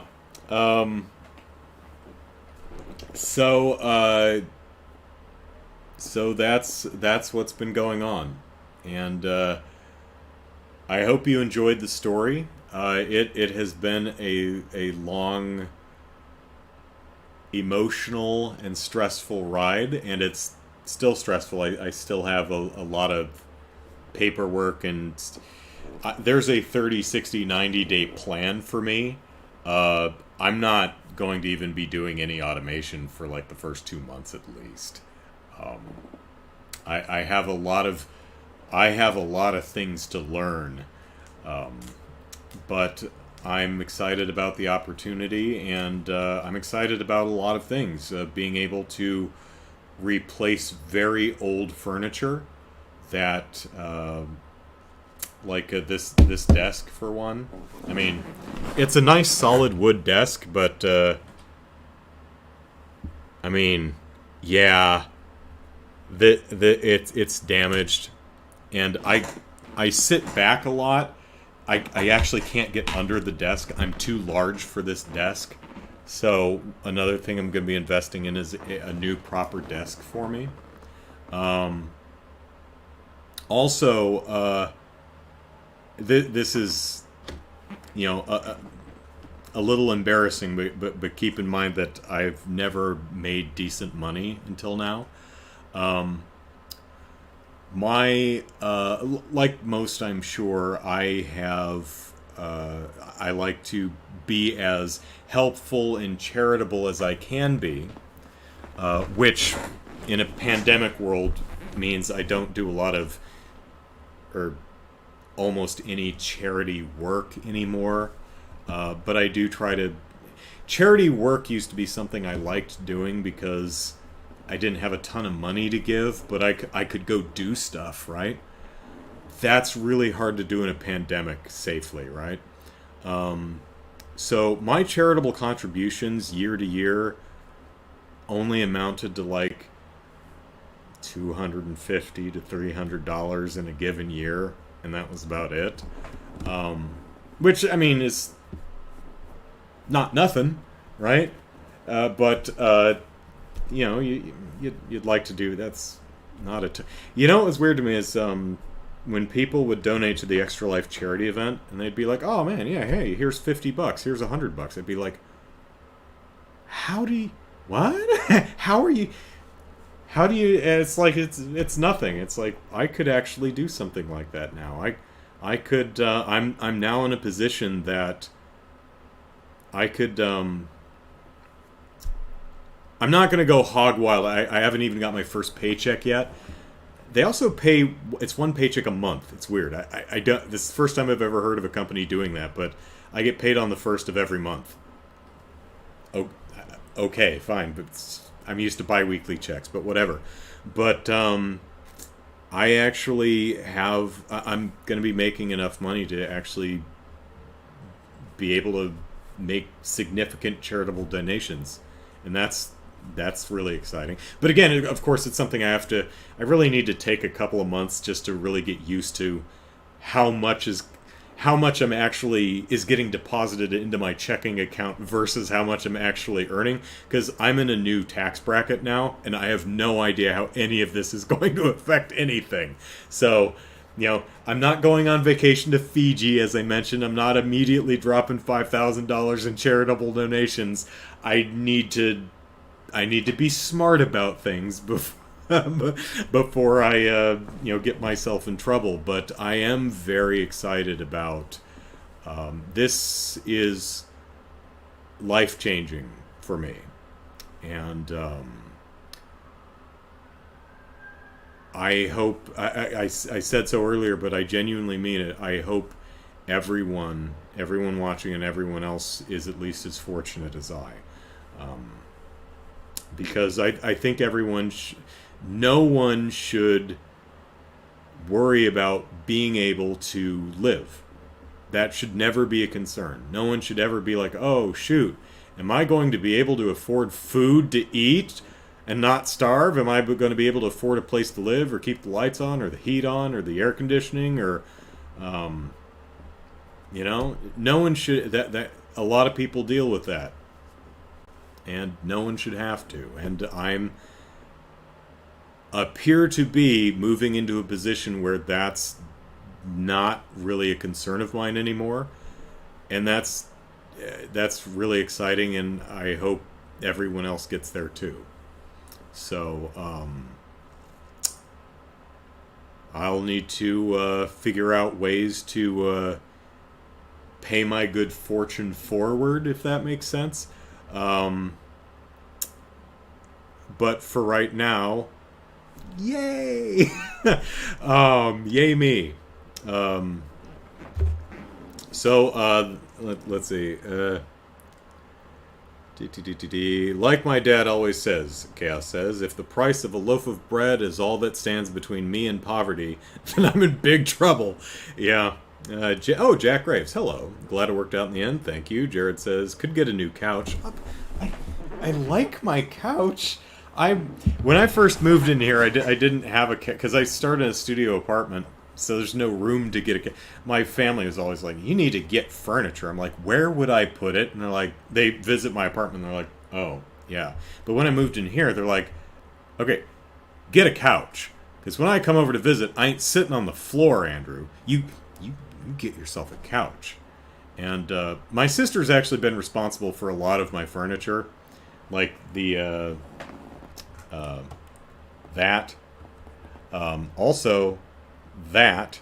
Because I had what was back here before was a like a multiple gallon big plastic tub. Oh. Oh, sweet child. It's like, yeah, well, furniture's expensive. The big plastic tub from Walmart fits a lot of stuff, and it's really cheap. So my sister bought me those. The dining room table, that currently my workstation, that's from my sister. But the couch I bought. I bought this couch all by myself. I picked it out and everything. I think it's a nice couch. So I think I'll have this particular. You may not like the Afghan, but this. That's what the couch looks like under the Afghan. It's a nice couch. It's comfy, and it's not sagging. It's not broken. Ask Super Metal Dave. I've heard no complaints from him. One of the only butts to ever grace this couch. This couch has been graced with many great butts. Super Metal Dave, Andrew Eisen, Kelly Eisen.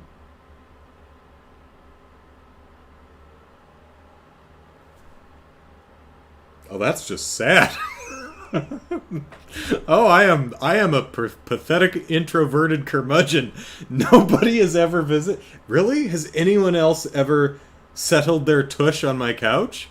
Have I literally never had anyone else here?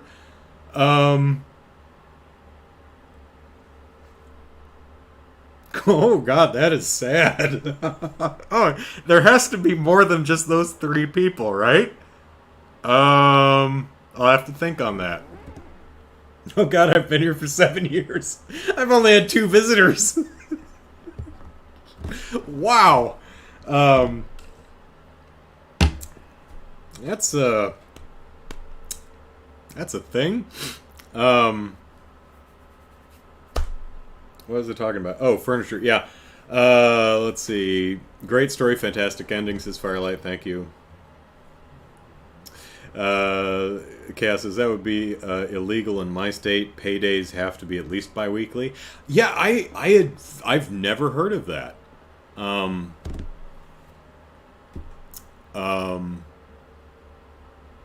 Mike, my supervisor, my once supervisor, now my supervisor again, when he started, he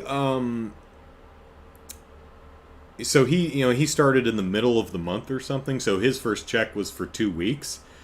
But because he has, a family, he pays a lot more in insurance and healthcare and all the stuff that gets taken out of his paycheck.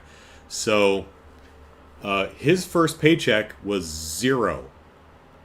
So he was working for 6 weeks or something like that before he got any money, because his first paycheck, everything was deducted out of it. Again, because his healthcare costs a lot more than mine, and his insurance because he has a full family. Another one of the reasons he's moving. So I think so. It'll be interesting to see if I should get a check. It probably won't be direct deposit. It'll probably be mailed to me for this week, because Monday's the 1st. So I should get something for this week, but it may be nothing, because all of my deductions may zero it out. Don't know. So my first check may not get here until September 1st. But again, because I had a lot of PTO stored up at WIS, I'm fine for the month. I'll be okay, and still be able to buy a bed. I don't know how the hell to shop for a bed. I really don't want to go to Beds R Us and start laying on beds that other people have laid on and touched. But I also don't really want to buy a bed online that I haven't tried laying on. So I not sure what the best, safest way to go about buying a bed is. I don't know. Oh, what a terrible problem to have. I can afford furniture. Oh, how am I ever... I don't mean to do that, but yeah. Just trying to be smart and safe about everything. Trying. Chicago says, "Oh, I thought my new company was weird. They pay every 7th and 22nd of the month." That means sometimes it's in the middle of the week. Once a month would have me anxious. Firelight says, "Have to go and call back my dad." Chicago, let me know if I missed anything else. Congratulations once again. Good night. Good night, Firelight. Thank you. Jared says, "What size are you aiming for?"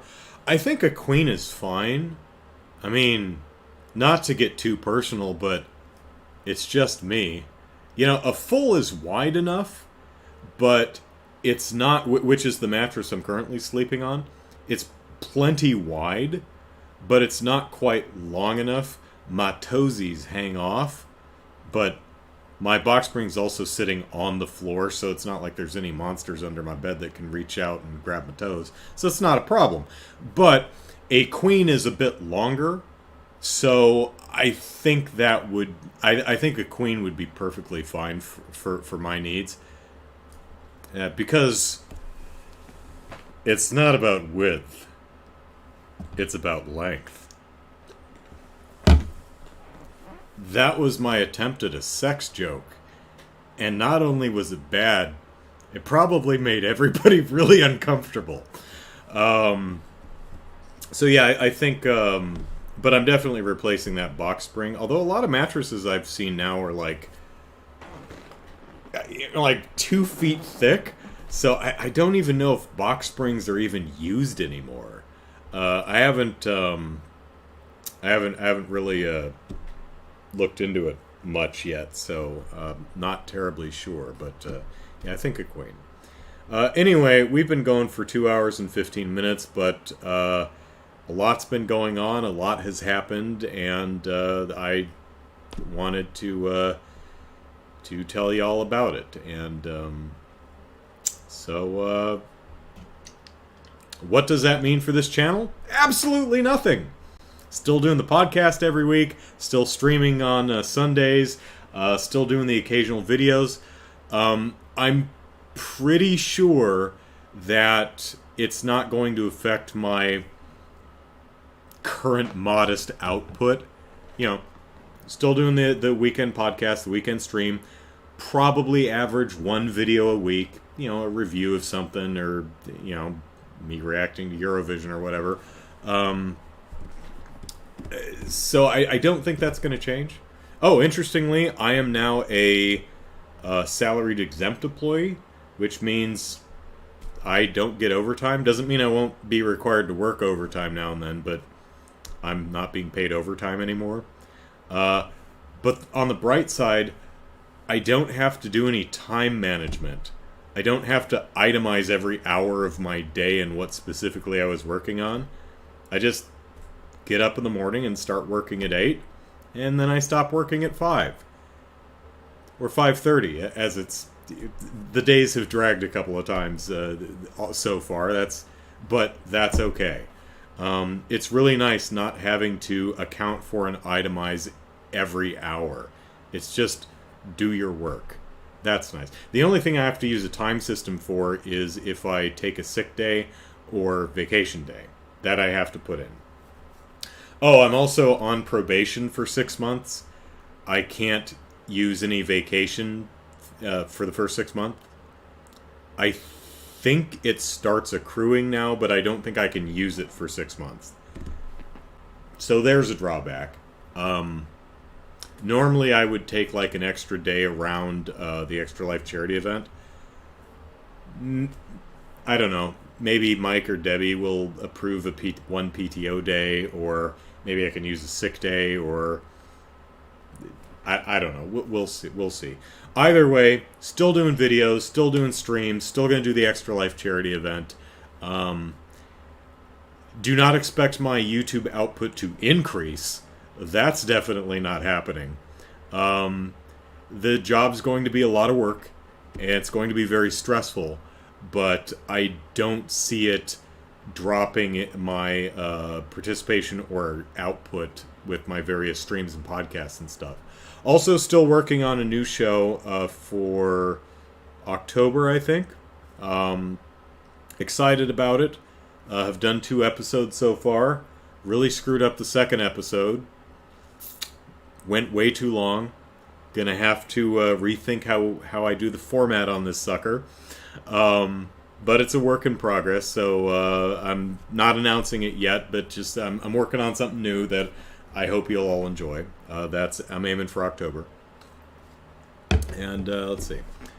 Chicago says, some mattresses don't require box springs. It was torture for us looking for new mattresses just last month. Jared says, could go for a Purple or Sleep Number, too. Oh, is Purple a brand? Should have the money now. Yeah,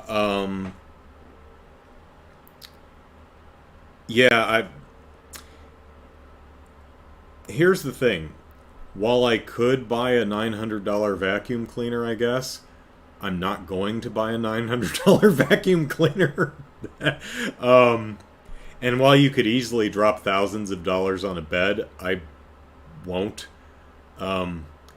Also, I still need to... I want to at least get my first paycheck and get a good concept of how much money I'm actually bringing in each month, because I'm not sure. I don't know how much the government is going... I know how much I'm making, but I don't know how much the government's going to take, right? I'm in a new tax bracket, so I don't know. So I'm still...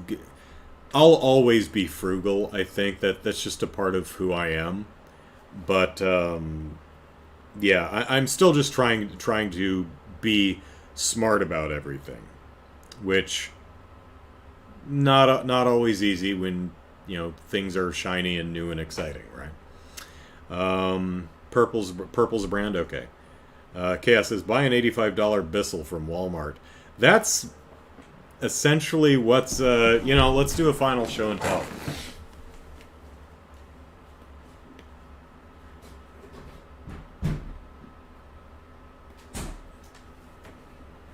This is my upright Bissell, and I actually cleaned today, and I pulled out the hose, and then it just started spurting dirt out of itself, which is why the front's all dusty. And I'm like, oh my gosh, you're not working right anymore. So I only vacuumed half my room today, because I'm like, okay, I just need to get a new vacuum. But yeah, this is a Bissell, and I bought it from Walmart, and I'm probably not going to use that again, because it literally exploded on me today. And I emptied the tank before I pulled the hose attachment out to do a baseboard or something. And I pulled that sucker and it just went. I'm like, no, stop. So that's like I think that one. I think it knows. I think it's you're gonna replace me? Well, what do you think about this? Dust all over. It's like, shit. So yeah, I'm probably going to do a little bit better than an 85 Walmart Bissell. But I'm pretty sure I'm not going to buy like that $900 Dyson cordless stick vacuum. And because I saw this sucker and I'm like, why is this thing $850 or whatever it is? And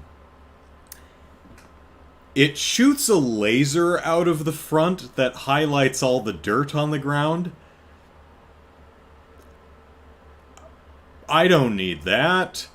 That's just going to make me feel bad. I don't need my vacuum to use a laser to point out how filthy and disgusting my apartment is, thank you. I don't need to pay hundreds of extra dollars for the laser functionality for it to show me where the dirt is. I know where the dirt is, it's on the floor. That's why I'm vacuuming. There's also a display on the end that it's a digital display that tells you like how much dirt it's picking up. And again, I don't need to know.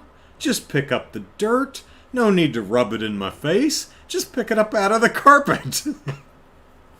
So, as Chicago says, lol, my vacuum has a laser to target the dirt. Yeah, it's, this is, I don't know how new a feature this is. I probably bought this vacuum for this apartment. Maybe. So it's at least 7 years old, if not older. I might have purchased this for the previous apartment. I don't remember. But it's an old vacuum, and it doesn't suck so much anymore.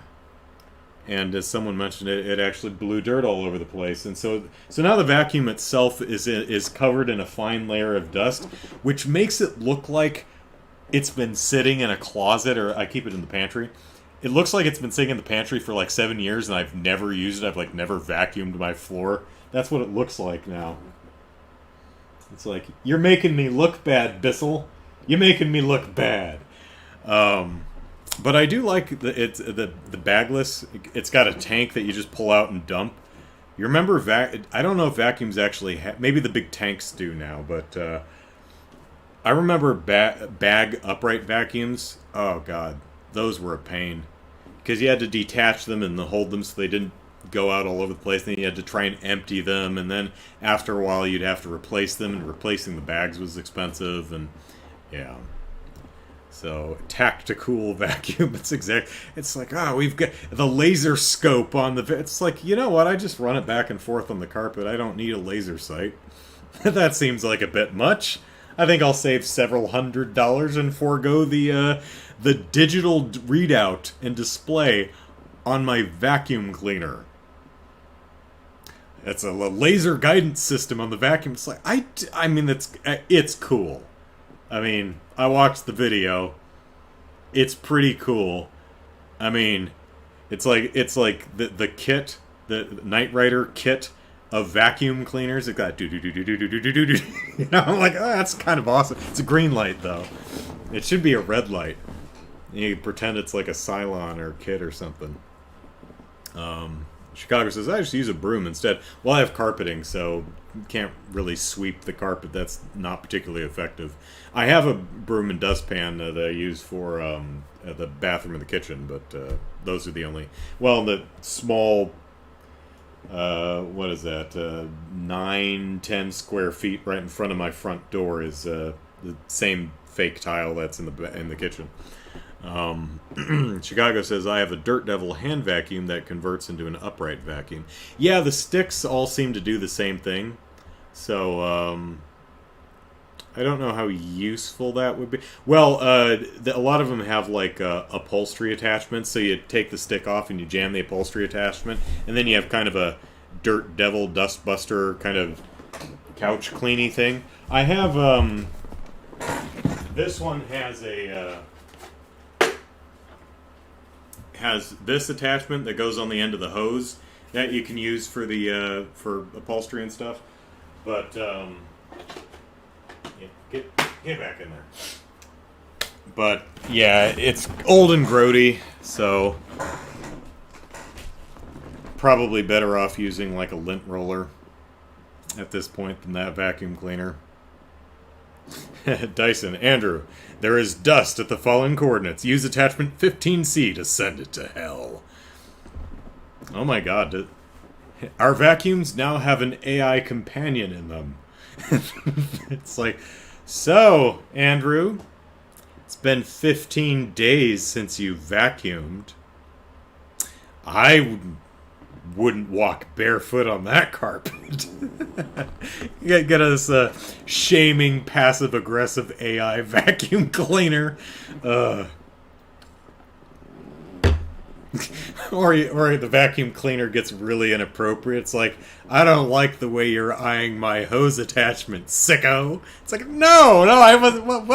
What? Who would do that? It's like, don't touch me there. It's like, this vacuum makes me feel very uncomfortable. Jesus, it's 9:30. I need to eat dinner. Okay. I got a new job. So, that's very cool. So thank you all for your congratulations, and I hope you all stumble into as much fortune as I have of late. So, all right. Join me tomorrow for some... I should stop pounding on the surface that the microphone's sitting on. Join me tomorrow, noon Pacific Standard Time, for some more Trails in the Sky the Third fun. And, yeah, have a good evening. Take care, everyone. Bye-bye.